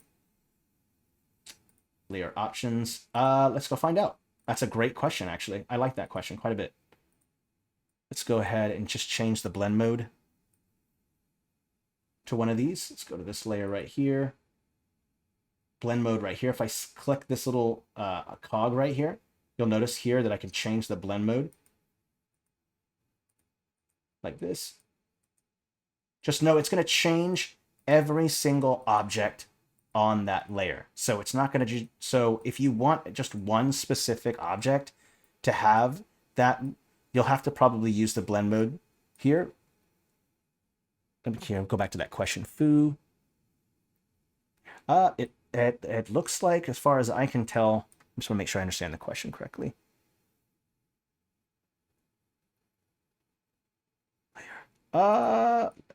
That's a good question. Let's go ahead and change the blend mode to this specific one, and then I'll go ahead, let's change it to darken, and then we'll go to this layer here and then just see what happens. Oh, interesting. Well, it looks like if I choose the same blend mode darken for the layer as well as the object, it just amplifies it, and then it still changes the blend mode as well for each stamp. That's interesting. You could probably come up with some really interesting combinations with that. Oh yeah, if you want to know how to do change the blend mode on a layer, when you select a layer and you hover over it, notice a little cog right there. That's where you can change those blend modes. Kind of helpful there, right? As well as I can see a whole bunch of options here. You can change the clipping mode, you can change the layer shadow, you can change the blend mode. There's so many options here that you can kind of go over here. The blend modes, the shadows for that layer, the layer shadows, the different stamps on the different sublayers. A lot of different things that you can do. Interesting. Lots of cool features here. It gives you a whole lot of control here. Okay, let me see if there's any other questions here. Editing the whole blend mode, the lighting. So I'm just kind of going over all the questions. Cool, that's all enough. I don't see any other questions at the moment unless I missed one. When using multiple brush layers, then you can avoid hard lines. Yep, good question. Good one. Okay, any other questions? I think I answered it. If I didn't, let me know, Foo. And maybe I don't have a greater understanding of how it works. So blend modes are incredibly difficult to explain. It takes a lot of work to kind of explain them properly. Let's go. Any other questions here? Feel free to shoot those in the chat. Just remember, make them related to the editor. We'll go over Marketplace and stuff soon. So, which I'm looking forward to. For now, Marketplace is invite only. So, any new shortcuts? I don't think any new shortcuts have been added. Let me check here. Global. Let's go ahead and check over. Select tool, mask tool, note tool. In fact, we could probably upgrade some of the shortcuts. I'd actually love to see some shortcuts for like layers up here, things here, something like that. That would be interesting. I'd like that. Ah, great. Thank you, Typher, for adding that video. Yep. When you change the blend mode on a layer, it affects every single stamp on that layer, everything on that layer. While if you were just selecting a stamp or a shape or a line, you could select that and change that individually, the blend mode. Oh, yeah, shortcut for erase. I don't think there is one, but let's just double check to make sure. I don't think that there is. Where's brush tool? Mask, text, stamp. In fact, I don't. Oh, there it is, brush right there. Yep, there is no erase, but that would be nice to have. I don't know. There might be a request for that, and if not, definitely add one. I don't have the Canny site up right now, so I can't see it. Okay, that would be awesome. Yeah, feel free to keep asking any questions in the chat. We'll kind of go over everything. I don't know what kind of map I created here, but it is a cacophony. It's kind of a mess right here. Thank you for the link. I appreciate it. Thank you to all the VIPs. Is there no shortcut for autosave either right now? Wait a minute. What that would... Wait, shortcut for autosave? You mean like a button just to click some keys and save? I don't... Save, you can press Command S to save. But I don't know about autosave. I don't think so. I'm kind of confused. Why would you need a shortcut for autosave if it's just automatic? And you can just use the shortcut for regular save. Maybe I don't understand it. I might have missed it. Can you also go over the masking and erasing part? It seems to catch tail end of that. Oh, you do? Stick around, Zaytal, and we'll go over that, okay? I'll open up a new map because this is kind of a mess. Yeah. Oh, yeah. Don't worry. We'll totally go over all of that stuff. Yeah. I don't mind going over it again. That's not a problem. Let's go ahead and create a new map. So let's go with Fantasy Regional, and I'll show you how to go over this stuff. Testing. Yeah. No problem at all going over this stuff. Oh, to enable and turn. Oh, yeah. There is no shortcut that I can see. I understand now. Sorry. That would be nice if there was a button for that. But it would also be kind of sad if you accidentally hit the shortcut for that and then you turned it off and you didn't save your work. Maybe it's the best that there isn't a shortcut for it. Okay, yeah, let's kind of go over this. So, all right. So the first one that someone asked was the layer mask. So let's go over a couple things here. First one, we'll go over how to do a layer mask on a stamp or an object layer, and then I'll also do that with brush as well. So let's kind of go over that. Okay, let's type in pillar.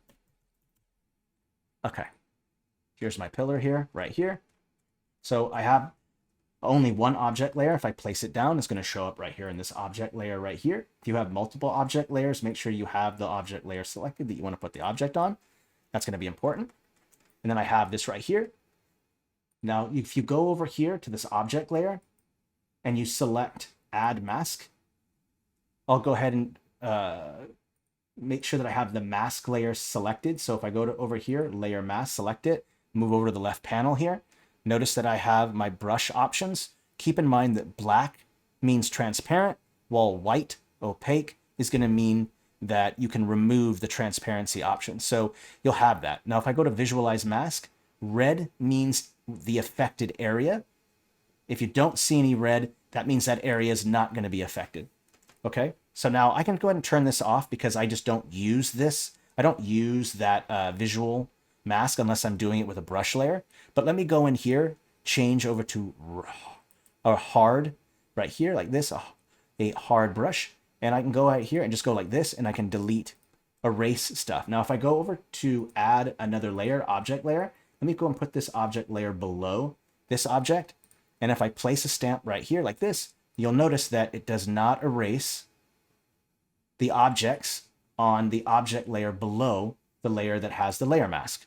So this is going to be incredibly helpful for removing shadows, or maybe you want to have a bunch of pillars in the front of an isometric building and you don't want those pillars to block your player movement. You'll be able to erase and do it that way. Maybe there's a shadow on a stamp that you want to erase. So many useful things that you can do with the object, with an object layer or the layer mask that you put on an object.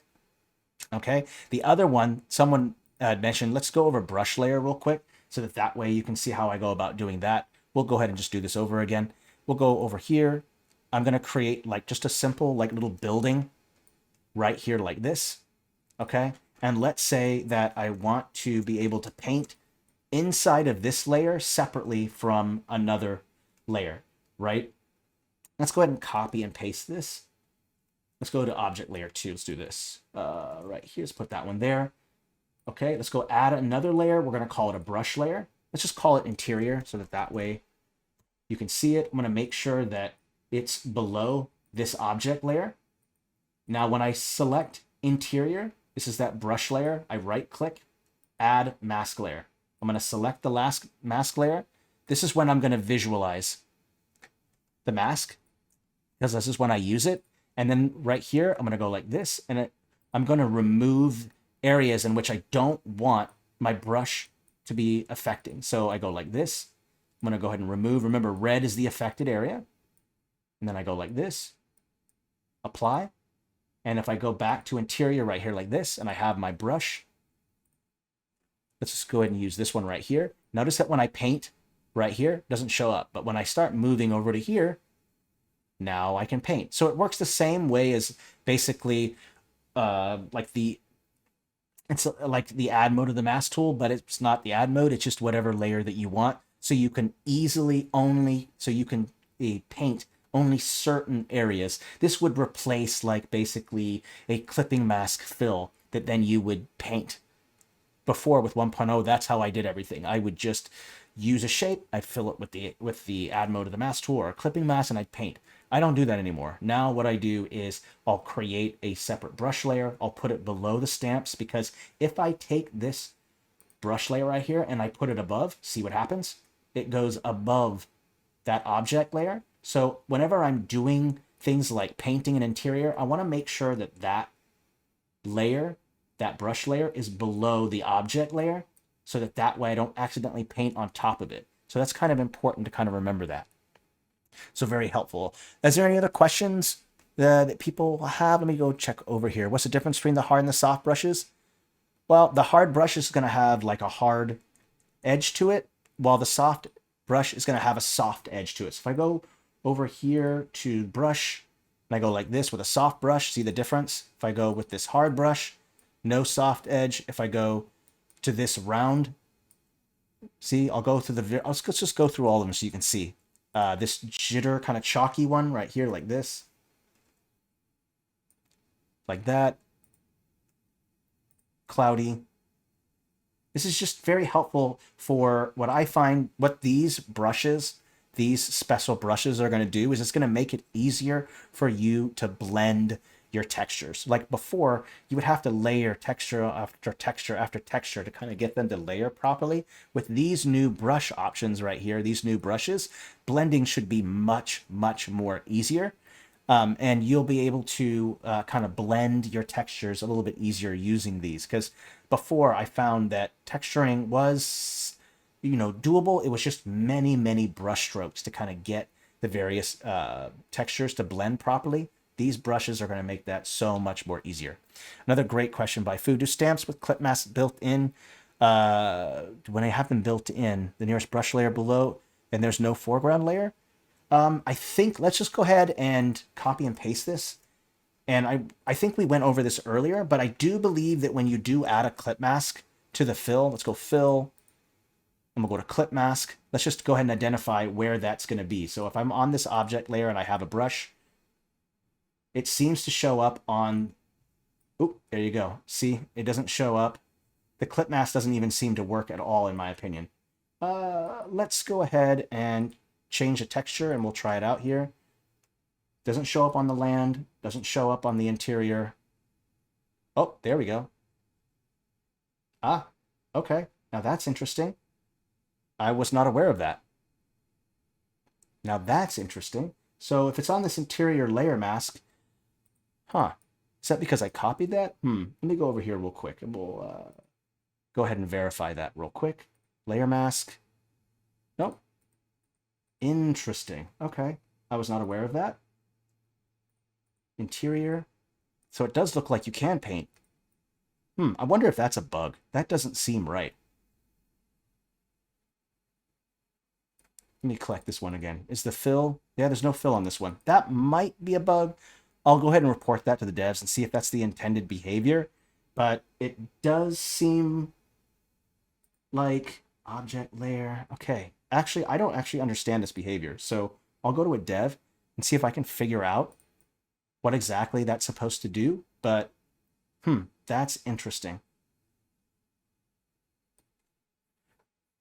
Yeah, totally understandable to use the clipping mask. So I'm not so sure. It sounds like the behavior of the clipping mask has changed with the fill. So I'll go ahead and do a little more research on that, and then I'll let you know what I find on that foo. That's a great question, by the way.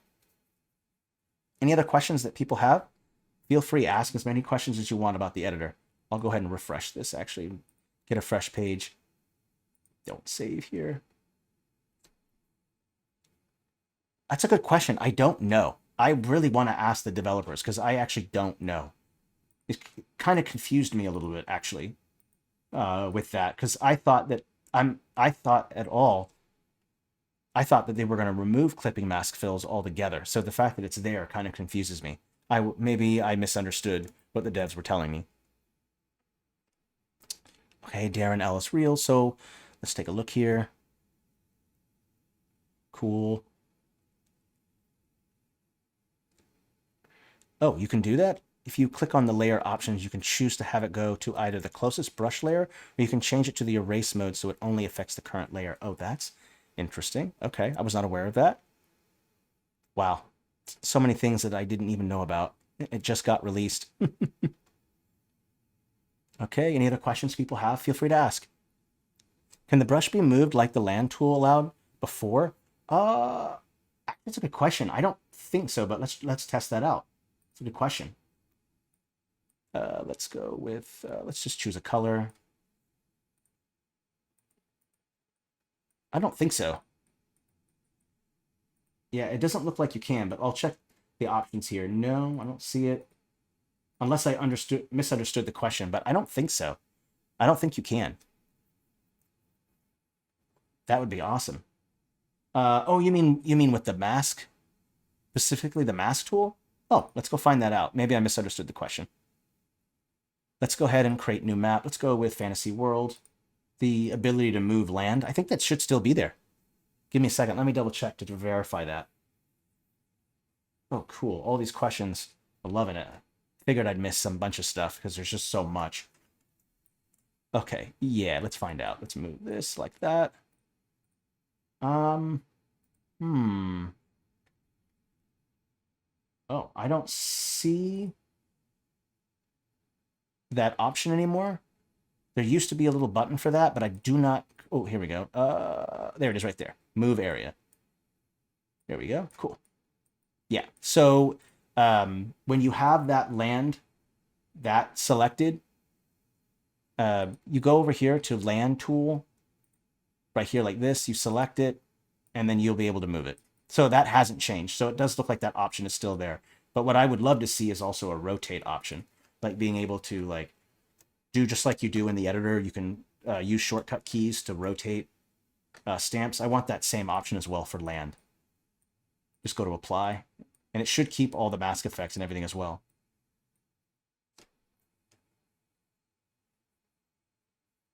I don't know if that's possible or not. Good question. But the option for the land is still there, thankfully. I just want it to have rotation involved. Feel free to ask any other questions. Yeah, that would be cool to have that for the regular brush. Definitely suggest that if it hasn't already on Arcani. Dang good question. Yeah. Sweet. Is that a queue to make a canny request or not? Yeah. That is a queue to make a canny request. Yeah, if there's things that you don't see that you want to have, canny requests are the best way to go about doing it. Generally, the requests with the most demand are generally the ones that will get implemented in a more timely manner. The ones that don't have a lot of upvotes or aren't as popular probably won't get addressed as quick, or if at all, depending on how popular it is. So just kind of keep that in mind. You really, really want to see a feature, definitely give it that upvote because that means a lot, okay? All right. Yes. Yeah, rotate. Yeah, there's the rotate. Awesome. Thank you. I've been wanting that for so long. I find that particularly helpful. Go over making shadows. How exactly do you mean shadows? You mean like the shadow of a stamp, the shadow painting, texturing? How do you mean? let me know. Serene Silver. Make sure that I pronounce that right. Yeah, go ahead and let me know what you mean exactly, and we'll go over it. There's a lot of different ways to do shadows in general, but I don't know what exactly you mean by shadows. So when you figure that out, let me know and we'll go over it. Any other questions while I'm waiting for that? Feel free to ask. Sorry if I don't have all the answers, but we do have a village here to help us out, so that's nice. Oh, the checkpoint feature? Oh, you want to go over that again? Okay, snapshot. Oh, wait, what? Oh, that was weird. Oh, that's because I hadn't saved it yet. My mistake. I get it. Okay. Let's just go ahead and choose a map that's got some history to it already. Yeah, I didn't really go over the checkpoint because I didn't even know what it was. I never use it, so let's go over that real quick. I think, obviously, it's not going to work if you don't have a lot of saved history on the map. So if it's like a brand new map, the feature probably won't work at all. Let's go in here. Let's go to create snapshot. So I think if I understand this correctly, let's say that there's a point in the history of the map that you want to like preserve and then you want to go back to. I think you can do that with this. Is that what do I understand that properly? That this has the ability to like take you back to a certain save point in the map? Let's see if I understand that properly. I think that's what it is, if I understand correctly. Yep, that's it. Yeah, so you can create a snapshot. So, I mean, this kind of thing would be helpful if like, if you're working on something and you're like, okay, this is going to be a big change, but you don't know if you're going to like it or not, you could probably create a snapshot, and then that way you could go back and not have to like undo everything, go through the history, especially if it's 1,000 changes. And so you have to scroll through your history. So a snapshot sounds like what it's helpful for is you want to go back to a previous version. You didn't like the immense amount of changes that you made. So the only way that would work is to make sure that you do get that snapshot made and make sure that it's titled. So I think that, and I think that snapshot should show up in the history, but let me just double check real quick. Does it save in the history or does it not? Let me double check. Yeah, it does. There's the snapshot test. So it will show up right here in your history. Thank you. At first I thought it was something entirely different, but this actually is quite helpful if you, again, making just a ton of changes. Thank you, Nimue, by the way, for correcting me on what that was. I didn't do any research on that tool, obviously. If you select multiple stamps at once within a different shadow offset setting and change the shadow color of them all, does it still revert the shadow offset setting? I don't know. It's a good question. Let's try that. So I have multiple stamps at once with different shadow offsets. I think it should, I think, let me go ahead and change different object shadows here and see if I can find it out here. Run a red one. Let's go over here. Make this a blue one. I think it should change all of them that are selected, but we'll just double check to make sure. I think maybe this one, if the sync tool I've selected, there might be a change. Let's go ahead and select these. And your question is if I select all of them and then change the shadow for them, it'll change all of them? I think it will. Let me just double check real quick. It does look like it. Unless I misunderstood the question, Fu. Oh, shadow offsets, you said. Oh, my mistake. You said offsets. Okay, yeah. My mistake. I totally misunderstood it. Thank you. Let's go ahead and fix that. There we go.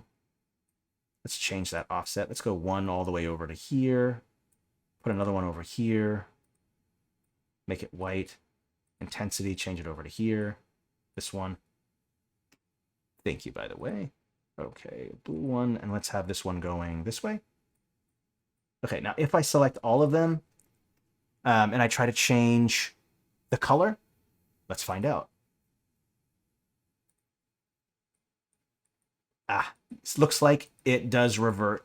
So yeah, the offsets will revert to whatever settings that you're doing when you have them all selected. So yes, you're not able to change the color settings independently from the offsets, it looks like. I would like that personally. Yes, it is tragic. Ah, I am broken. That's unfortunate because that would be incredibly helpful. Okay, that's a good question, by the way. I hadn't even thought of that. And I think I actually have encountered that, actually. That could be wrong. We can go over and talk to the developers and see if that's the intended behavior or not. I think it is. I don't think personally that's a bug, but it might be. So I'll definitely ask a developer, maybe Cody, and see if that's the intended behavior or not. So if it is, I'll ask him to change it. If it is, I'll ask him to change it because I would love to be able to control both those settings independently without them reverting to each other. And I don't think even this right here has any impact or anything. Okay, any other questions that people want to ask, feel free about the editor. If I don't know the answer, someone in the chat probably will, even though I should know them all. Okay, let's go through the... Yeah, it could be a bug. I don't know for sure. I would have to ask a developer. Did I miss any questions up in the chat? I don't see any. Oop, let me check here real quick. All right, sweet. Thank you again to all the VIPs and mods for helping out, answering questions when I can't. I appreciate you. Okay. I'm not seeing any other questions in the chat that I missed or anything like that. How do you pronounce your name? Mati. Mati. Some people call me Maddie. Some people call me Matthew. But Mati is how you pronounce the name. That is a legit question. I have no problem with that. You're not asking for my social security number, so that's a legit question. Yeah, no problem, by the way, Darren. Ellis Real? Yeah. Ooh, most important question on stream history. Yes. That's funny. Where are we at for time? Oh, we've gone in for about 2 hours now. Yeah, it's been a really long stream. We've gotten a lot done. Yeah, do I need to go over any more things about the layer system? Anything like that? Hey, no problem. Yeah, I think we got a lot of the questions done. So I think honestly what my favorite part about 2.0 is I really enjoy a couple things. One, I just enjoy the new layer system. Just gives you a lot more control. It's more similar to more of those advanced digital art programs. What about right click on stamps? Any new features? I don't think so, but let's just double check that just to verify that. Oh, nope, all that was there before.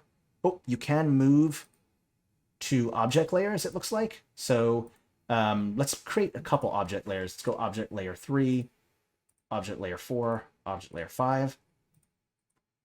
Okay, if I go back to this object layer 2 and I select this and I go to layer, right down here, you'll be able to go to the various object layers. So instead of having to like copy and paste a stamp, then go to object layer 5 and then copy paste, you can simply just select on it, then go over to layer. Let's see here. Sorry, 1 second. Select this, go to the menu here, move to layer, and you can change it to the various layers. I find that to be quite helpful.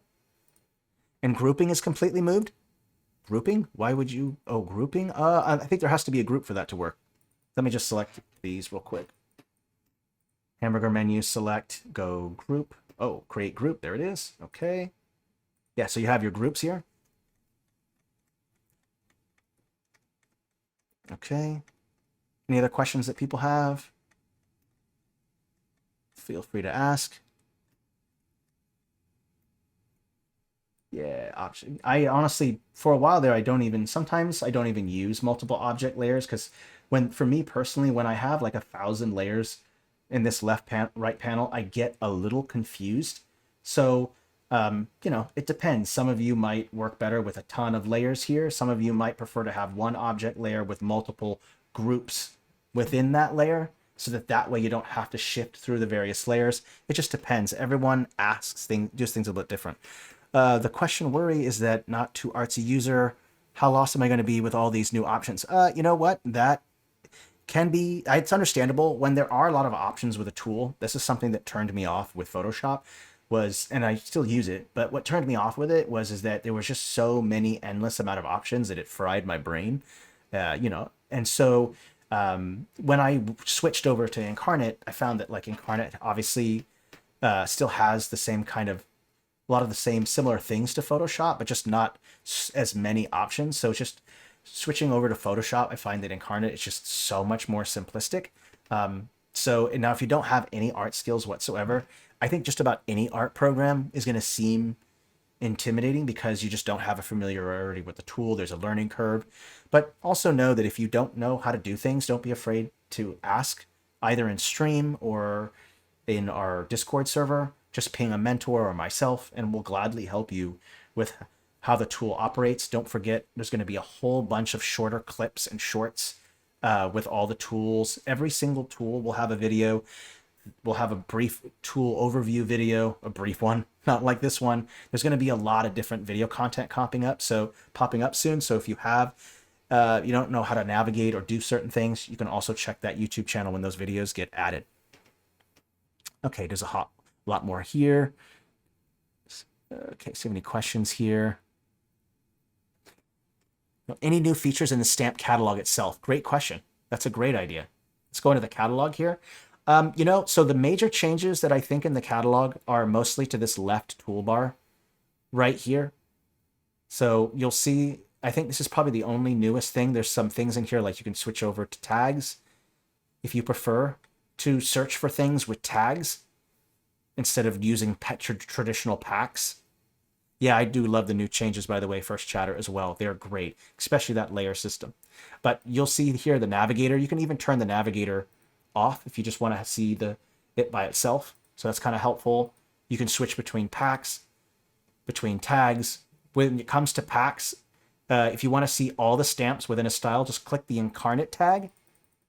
And then like every single stamp from every style should pop up. Notice how now I have watercolor battle maps pops up.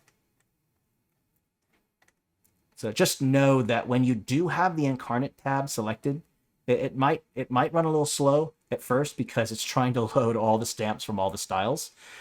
I also mentioned the me thing. Whenever you create a custom asset with the custom asset button that's up in that hamburger menu, it's going to show up here, as well as when you upload custom assets. When you go to upload right here, they'll also show up in me. And then there's plus just the catalog itself, home. All the different stamps from all the various styles will also be there as well. I actually very rarely use tags, but tags can be helpful if you find it easier to search via tags. I kind of do packs because I've been with Inkarnate for so long. I memorize a lot of the pack structure and all that stuff. But for those of you who are new, you might find tags to be slightly more useful for you because you're just not as familiar with the catalog. So if you're kind of a little bit old school, a little more familiar, packs might be easier. If you're newer, you're kind of fresh, a greenhorn, tags might be more useful to you. But I think it also just depends. Some people who are not new to the tool might prefer tags. It just depends. Everyone's different, right? The layers are nice, excited, and yes, transparency. This has all been released right now, so you can go ahead and use it. I find transparency to be incredibly helpful.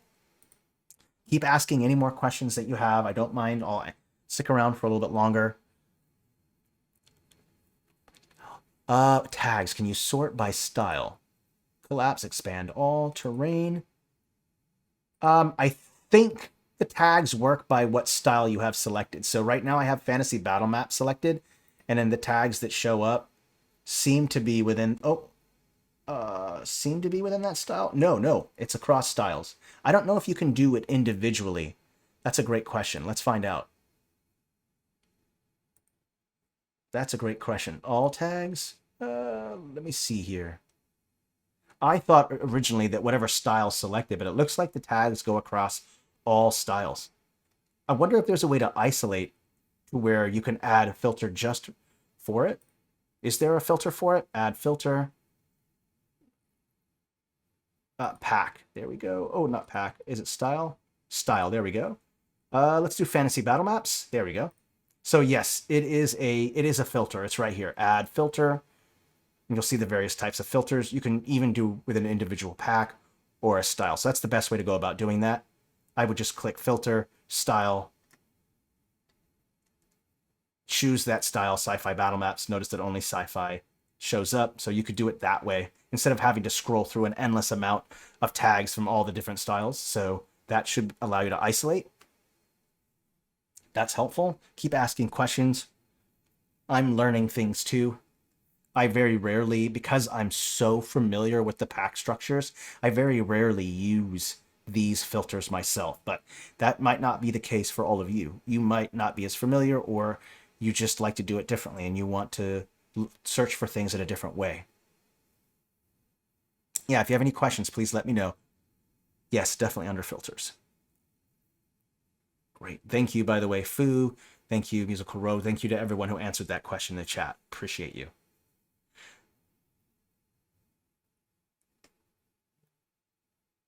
I do believe that option is in the art manager. So, and we'll do a whole different video on the art manager. So I don't think you can do that within the editor itself that I know of. I don't think so. I think that is definitely for, maybe someone else also knows definitively to back me up here, but I do believe it's in the art manager. I do not think you can do it within the editor itself. Though you can go to the art manager from here. I'm trying to remember. I think you can. I can't remember if you can go to the art manager or not from the editor. I thought you could, but let me just make sure. Nope, I don't see it.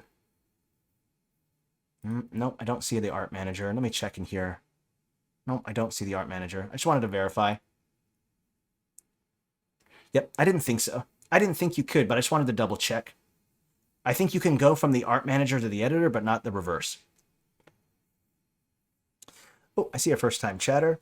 I don't understand how people make godly-looking regional maps, and for my brain, it just doesn't make sense. Well, that's not necessarily editor-related, but, you know, the secret to figuring out how people make good maps is just, if their map is clonable, clone, edit it, and reverse engineer. See how they do their layer structure, see how they deal with filters, see what stamps they use and what arrangement, what tweaks they do to the colors. I always find that when someone has a map that's clonable and I want to figure out how they made it, I just clone and reverse engineer. That might be a little bit difficult depending on the level, your skill level, because reverse engineering already requires a level of knowledge of the tool. So if you don't have a very large knowledge of the tool, reverse engineering might be a little bit harder for you, but you can always go to our Discord server, ask myself or other mentors for help.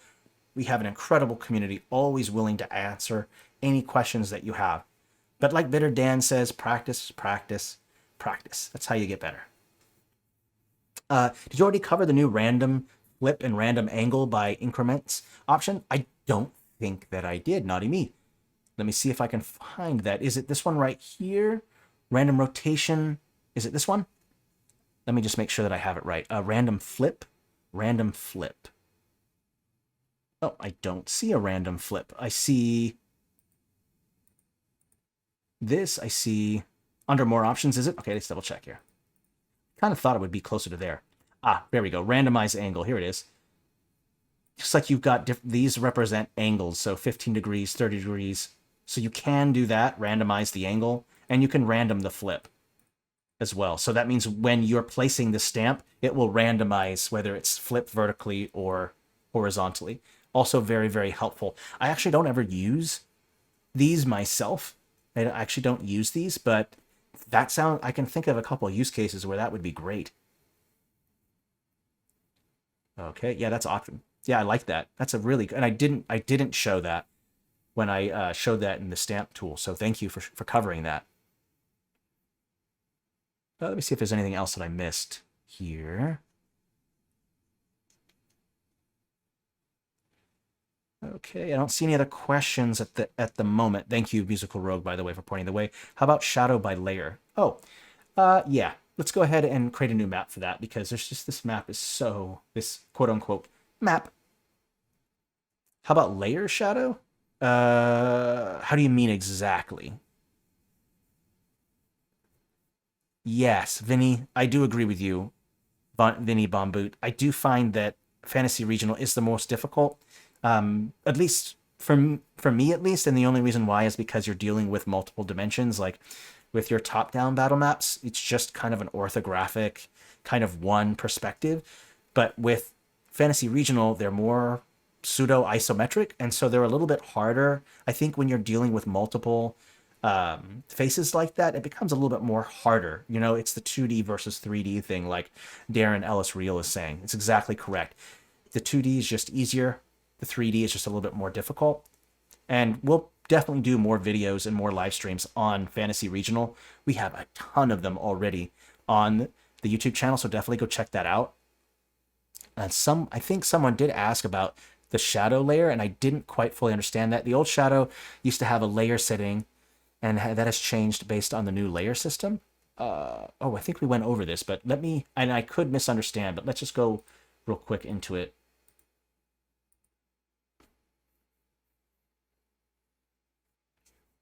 Okay, the old shadow used to have a layer setting. I see what you're saying.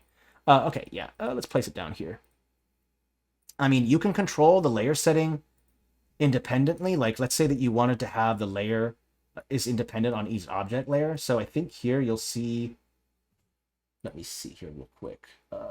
Here, duplicate layer options. Here you go. So you can control stamps individual. Like when I select a stamp, I'll be able to change the layer shadow individually with the object that's already selected, or I can go to the object layer, go over here and go to layer options, and then I can change the layer shadows as well here. So there's two ways to do layer shadows. You can do an individual stamp, and then you can change the layer settings here, or you can go over to the right panel, right click, and then go to layer options, and then there's also your layer shadow option. So two ways to control that. So I find that quite helpful. So it has changed. It has changed a little bit. It's now available in the right panel. That's the only change that I know of, unless I misunderstood the question. Let me know, Terry, if I answered that question properly. If not, we'll try to figure it out, okay? All right, I'm just kind of going over my notes here that I have in my lap. Yes, absolutely. And they're independent, I think, from other object layers, I think, as well. So if you, before, layer was universal to all the objects, but I think this one, it's independent. So if you want to have separate layer shadows on this object layer, you can have it separate from the layer options on another object layer. So they are independent from each other, and that is incredibly helpful because maybe you want to control each object's layer or the layer settings on each layer, the shadows on each layer. I find that particularly helpful because sometimes I'm like, well, wait a minute, I don't want the trees to have the same layer shadow as the bushes, and that's problematic because the stamp shadows vary on the size of the stamp. So if you have a stamp that's shrunk down real small and it has the layer shadow, and you have a stamp that's shrunk up real big, the shadows are going to actually be a little goofy because of the scale. But with that layer shadow, you'll be able to change that a little bit. So I find that helpful. Check out my notes to see if I have any questions. These are all really good questions. Thank you. Really appreciate these questions. Some of them I didn't even know. Great. Hey, first time chatter.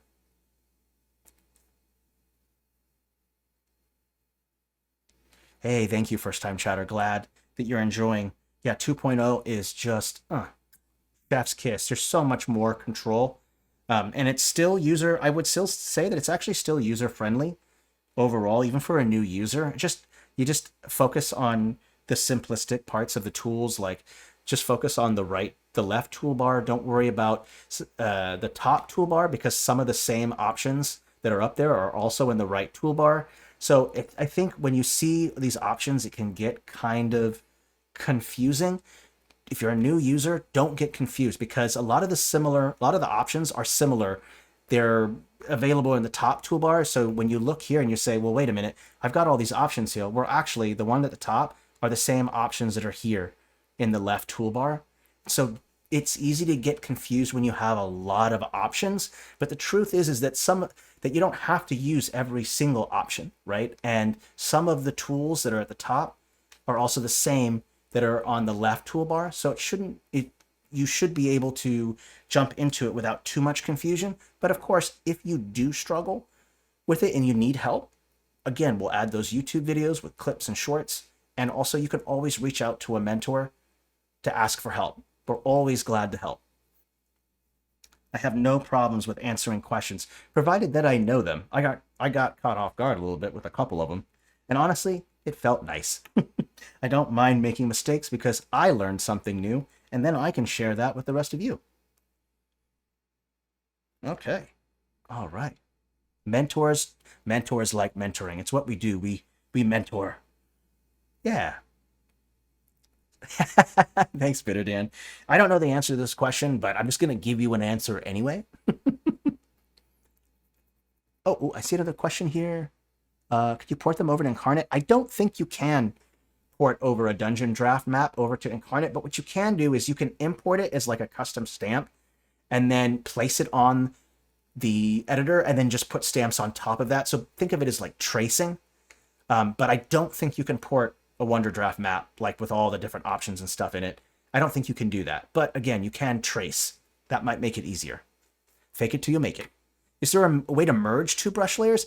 I don't think there is a way to merge two brush layers, but that would be cool. And I don't even know how that would work. I'm already not code oriented. I'm not a programmer.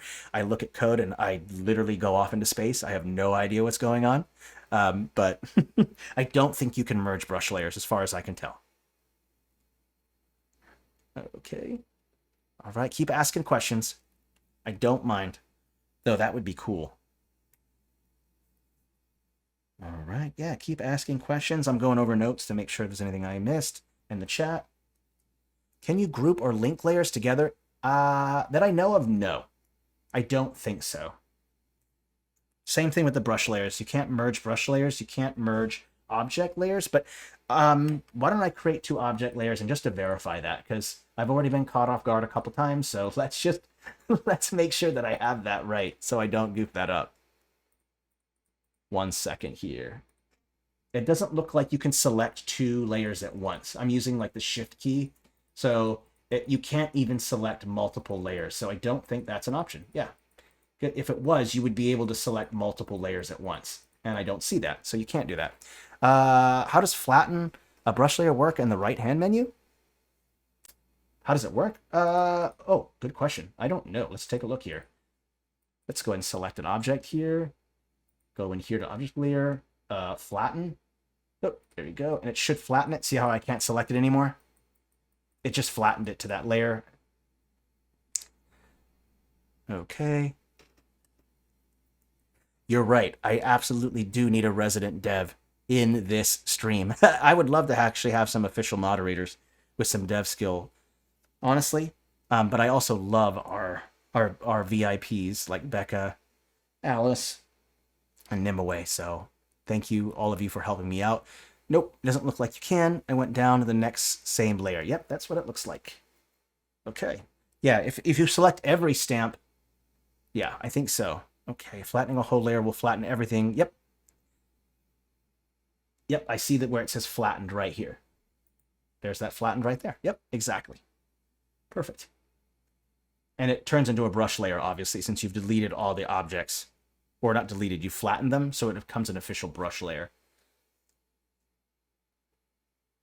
That's perfect. Yeah, keep asking questions. Thank you, Becca. Appreciate it. Awesome. I've been using this tool so long, and I think there are people here who know it better than I do. I love that. Okay, yeah, feel free to ask questions. I'm taking down some notes with commonly asked questions so that I can think about the future videos that I want to add to the channel. Okay. Yes, I would agree with Becca. The flatten can be kind of scary. You lose that in the information and being able to edit those stamps. So be wary, be cautious when doing flattening. Yes, I have been working a lot with the 1.0 editor since a lot of people were getting a little upset with me showcasing 2.0 when it wasn't released yet, which is perfectly understandable. I don't blame people for being upset about that. So perfectly reasonable.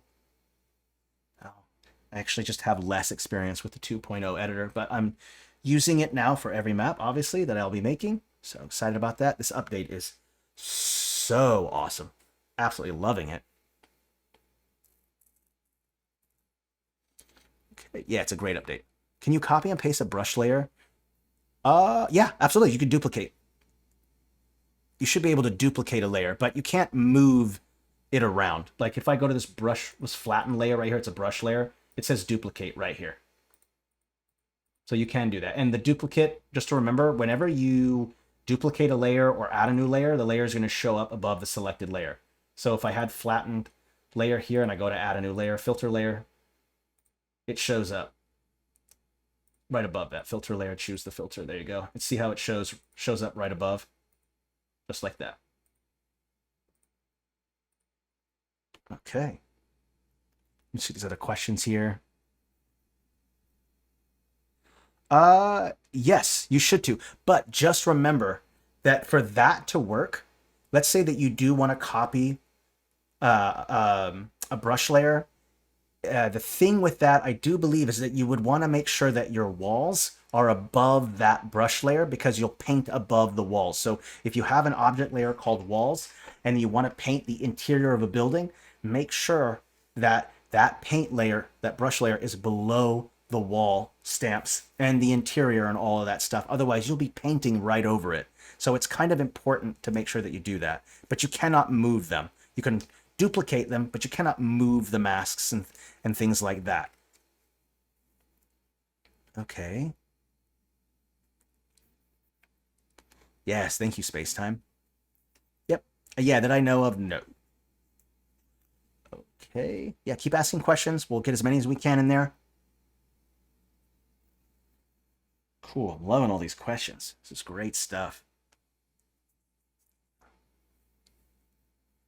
Yeah, absolutely. I find I actually do use a lot of people don't use the fill texture, but I will depending on what I'm doing. So it just depends. But I find the most effective way for doing texturing like a floor or something for a building is to use a layer mask, because then you can stack stamps on top, stack texture on top of each other. If you do use a texture for like an interior, it's only going to show that texture, right? You won't be able to paint on top of that unless you were to put a brush layer on top of that. But what's the point of making a texture fill when you can just use the layer? So it just kind of makes the most sense in my opinion. Cool. And I'm going to find out more about that clipping mask fill thing because that still confuses me a little bit. So I'm going to try to figure that out. Just writing that down in my notes. Yeah, keep those questions coming. Don't feel free to bludgeon me. Bludgeon me with questions. I don't mind. Bloody and bleeding. Go for it. I don't mind. Yes, a lot of copying and pasting. And I did show I did show the copy and paste across map. Cool. Want to make sure that I have that in there. There's probably a whole bunch of stuff that I probably missed. Just kind of going over everything. Yeah, I think I pretty much went over most stuff, and anything that I missed, you all caught it right away and helped me out, so I appreciate that. Cool. And then now all future videos, by the way, future streams will be using the 2.0 editor, and of course you can always ask questions there as well. Yeah. Oh, and don't worry, you don't have to watch the VOD too if you don't want to. When I do, I'll upload the whole thing to YouTube, but I'll also cut it up into clips just to make your life easier, because not everyone has 2.5 hours to go over a video to find that one question that they have. So there'll be a lot of little short form video content on the YouTube channel kind of coming up. So I know I'm repeating myself 1,000 times, but I also can't keep track of who was here before to hear it and who wasn't. So if I am like a broken record, I apologize. Yeah. Okay. Well, I think we're getting close to the end. 2.5 hours is probably one of the longest streams that I've done, actually, in quite a while. So we'll probably wrap it up. If there's any final questions, get them in now. Again, don't feel free to bludgeon me with whatever questions that you have. I'll help you, or Becca, or Nimue, or whatever will also have them. Yeah, of course. No problem at all. I can't tell you how excited I have been about the 2.0. Anyone feel kind of guilty about copying some maps? Why would you? So, I mean, I copy maps all the time to get insight with reverse engineering. So unless you mean like you're just copying them and not doing any changes to them, then I do feel a little guilty. But I also just make all my own maps. So the only time I clone a map is if I want to reverse engineer it, because there's tons of people out there who have skill and knowledge that exceed my knowledge and skill. So I want to get better. Where did the show grid remove grid option get moved to? Don't worry about that. If you go over here to the right panel, by the way, first time chatter, Crovax, DSF, you'll notice that the grid is right here. You'll see grid. You can turn it on and off by just clicking that little eye icon right there. Turns on and off. And if you want to control the grid settings, simply click the grid, and you'll see all the settings right there. What's also really nice about this grid is that you can now move it beyond certain layers. So if you want to have the grid below certain things or above certain things, or you want it in certain areas, you should be able to do that now. Like for instance, I want to have a layer mask right here. Let's add a mask on the grid, and I want to erase certain parts of the grid. Check this out. I can now erase parts of the grid, which is incredibly helpful because maybe there are parts of the grid that you want to show on the map and other parts that you don't want to show on the map, right? And so this option to layer mask the grid is so incredibly helpful. I definitely have used this in the past, so very, very helpful to do that. While you're at it, since you are a new chatter, also, if you're curious where to find filters, they're also in that right panel, Crovax. If you go to add new layer, go to filter, choose that filter, and then the filter layer will pop up here as well. Before, filters were down here at the bottom on the left side here, but now they're over here. So two things in the left toolbar have navigated and migrated over to the right panel. So that should be more helpful for you. Perfect. I think that one was the one that was confusing for some people in Intercom, like our customer support. People were like, where the heck is the grid and the filters? Totally understand. They have migrated over that right panel there. Yeah, feel free to keep asking questions. I don't mind here. I just want to make sure to get as many questions in as possible before I take off. So let's see here. If there's no other questions, so just a kind of reminder. So we are going to have some videos this week. They're going to coming up. We're going to be showcasing and using the 2.0 editor. We're going to be showcasing new art. If you have any questions about the marketplace or how to get accepted in the marketplace, the TOS, feel free to send a support question for that. If you don't know how to access our customer support, there's a couple ways to do that. Right on the My Maps menu, that's where your maps are. There's this little icon right here. You can ask your questions there. If you're within the editor itself, what about the fill? Which part of the fill? Let me know. We'll go over it. Let me go over this real quick so I can kind of cover this. Okay. What about the fill? For paint? For painting? Oh, where has the fill gone? It should be up here, right here. Do I misunderstand the question? The fill's right up here. It hasn't. I think it used to be. There used to be a bucket in here. I think it migrated up to here, or maybe they just. I think maybe both were there and they removed one. I can't remember now. Yes, I think it just migrated. It's just moved up to fill, and the fill option that was here got deleted. Why that would happen, I don't know. Maybe it's just ease, but it's just right here. I'm going to see if there's a shortcut key for it. Let's see if there's a shortcut key. Let's take a look. Is there a shortcut for fill? Nope, but that would be nice. I'll definitely be putting in a request for that. How do you define what it fills? Well, I think with a layer mask, you could do that pretty easily, right? So if I go over to background here, go to add mask, and I'm going to choose like certain areas. Let's turn to visualize the mask on like this. And then when I go back to that mask layer right here, background, and then I go to a color. And if I go to fill, oopsie, let's go with a different color. Sorry. Let's go with purple fill. you'll notice that the area that I removed the red, it didn't fill that area. So it worked. So a clipping mask would, or the not a clipping mask, a layer mask would be the best option. Okay. Oops, I dropped the pen there. Okay. Okay. Can you invert a mask? That's a great question. Let's go to the mask options here.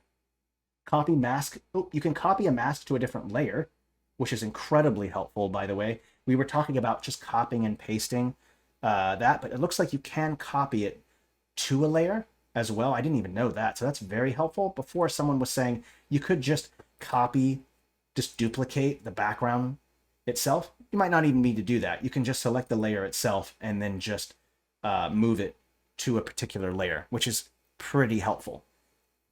And then you can also hide the mask as well. On and off, like this.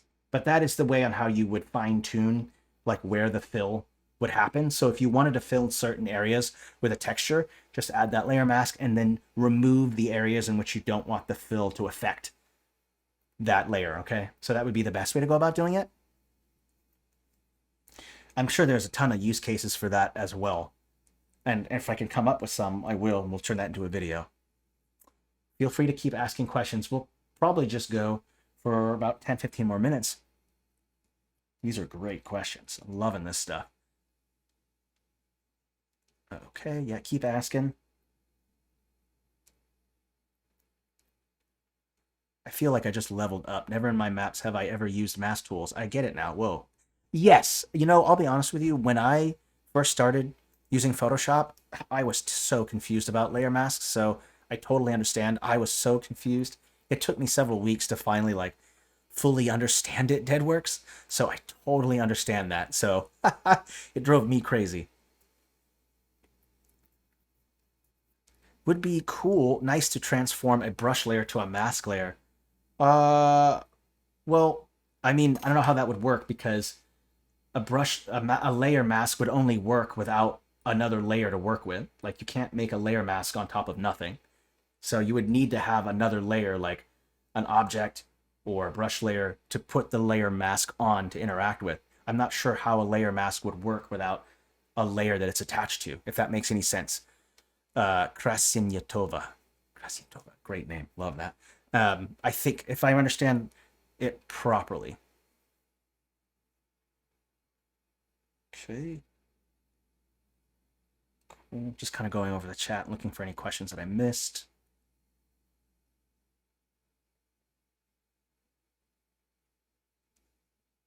Okay, I don't see anything in the chat yet that I missed. Playing around with these custom layers is truly game-changing. Yes, Vinny Bomboot. Great name, by the way, Vinny. Yeah, absolutely. I feel like this is the part that I think gives people the most control over the map, because before you really only had two layers, layer masks. You had the BG and the FG, but now you can have as many as you want. So you can have as many of these layer masks that you want. So I find that this is actually one of the biggest changes for me that I enjoy the most, next to copying, pasting maps across styles and the custom upload for customizing like a stamp that you made using multiple stamps. I feel like those are some of my favorite things. Sure, I can go over the other ones real quick. There's probably some that I missed because there are so many options to choose from here. Oopsie, let's just go back to objects here. We'll go with the brush tool here. Oops, let's go to brush. Here we go. You cannot rewire, you cannot edit shortcut keys, but I do love that idea, and I think it is a popular request. I don't think that you can, that I know of, unless they changed it, and I don't think so. But good question. Maybe someone can check Canny for that right now. Sorry, I'm kind of going over some things real quick. All right, Terry, I'll go over each one of these here. Make sure I can see everything. More options. I remember going over most of these, but if I missed anything, let me know. How to enable pen pressure? I have a pen tablet. It doesn't seem to be picking up my pen pressure. Okay. I mean, it should do it automatically, but let's just double check that. Let me go to background. Pick a color here. Maybe it's not enabled. Let me just double check that. Let me go up here real quick. I think there was an option for that. Let me go to Edit Brush. Ah, here we go. Enable Pen Dynamics. So when you have a certain brush selected, go to Edit Brush, and then right here, Enable Pen Dynamics. So if I turn it off here, it shouldn't do. Oh, my bad. My mistake. It should do. Oopsie. Let's just go a whole new layer here, brush layer. There we go. Oh, whoa. This looks a little bugged to me. That looks bugged. Let's refresh that and double check that. I just want to verify, but I think this is the pen dynamics, or does that not do the brush pressure? Oh, this button right here. Ah, I'm sorry. Here we go. It's right here. I think this is it. I put this one. This was the dynamics. I think this one is the pressure right here. I wish there was a tooltip that would hover over it to tell you what each thing is, but I think this is activated. Let me just double check. I'm kind of looking at everything. There's no tooltip to pop up, so this is kind of challenging. Let's go ahead and create a whole new map real quick, and I'll refresh the page to make sure I'm not dealing with any kind of visual bugs. Ah, I got logged out. That's it. That explains it. Okay, create new map. Let's just go ahead and verify that. I just want to make sure that I explain that properly. That's a great question, by the way. Thank you for asking that. Okay, here we go. Brush layer. And let me go choose a different, let's choose this texture right here. Then let's go into the edit brush. Okay, let's go and apply one here. Oopsie, let me do it with the pen instead, just to verify that. Here's with the pen, and it does look like it is doing pen pressure. Now, if I go into edit brush and then click that, let's do it again. Yeah, it looks like by clicking that, it turns off the pen pressure. Notice that it's not doing it anymore. Let's go back into edit brush and click the next one. There you go. Okay. So there are 3 options there. It looks like one has pen pressure off. The other one turns off pen pressure, and that last one I think removes I think that last one might even change the pen dynamics, but I'll have to do some research and figure that out. Or maybe it's the taper, but I thought it was the edge pressure. Maybe I'm wrong about that. So we'll go over that. I'll ask the devs to see if that's true, but I don't think there should be any particular button overall that turns off that or not. So I don't think so. I'll definitely check it out. Sure. Yeah, let's go over that. It's a great question. I love that. Let me quickly just erase what's on here. Just going to go clear. It should erase everything. Great. Okay, go to background layer here. Yeah, let's go over those options here. Okay, edit brush. Okay, so let's go ahead and apply a couple things. Let me choose a texture that I want to apply. Let's choose this one right here. Yeah, we'll go over these in detail. I have no problem with that. Okay, cool. So your brush dynamics, so your brush size, pretty self-explanatory. It's just the size. Like your jitter, it's going to be like, you notice that when I'm bumping up the jitter, that you see some jitter around the edges. So it's not going to be kind of a straight edge. It's going to have an edge that's kind of jittery. Let me explain that real quick. Oh yeah, an entire brush 2.0 sounds like a good idea, actually, because this could take about 30 40 minutes just to explain this. But it looks like, I'll just go over quickly. Jitter affects just how the edges, the opacity is pretty straight. You also have this jitter right here, which I think is something different here. I'm not sure what the difference between this jitter right here and what this jitter is right here. I think this jitter looks like it affects the edges, while this jitter looks like it affects the center part. Let me just verify that. Yes, I think this looks like jitter on the edges, and this looks like the jitter on the main part, but I could be wrong. There's the softness. That just means whether there's going to be a halo along the edge. The halo. This is going to be the spacing, so the spacing in between that second jitter option. It's jitter opacity. Thank you, Krusty Nova. Spacing, jitter, and then scatter. Oh, let's actually change that spacing so you can see the scatter a little better. Scatter looks like it offsets. a little bit, so they're not all perfectly lined up. So I see some changing there. But let's look at what each one does to me, as far as I can tell. Thanks everyone for correcting me there. All right, yeah. All right. We'll do a full-on tutorial with the brush 2.0 because there's a lot going on here. I tried to cover as much as possible, though. 5:35. Ooh, wow. 2.5 hour stream. Doing good. Yeah, cool. Yeah. All right. Well, I think that's it for questions. I don't see any more, but if you have any, you can always just ping me or a mentor, and we'll gladly help you out. I don't mind in Discord if someone pings me. You have a question, I'll jump in a chat with you, and we can kind of go over one of the chats, and I can kind of help you out. It was very informative for me as well. I learned quite a bit. So thank you to all of you in there to help me to set me straight. That's helpful.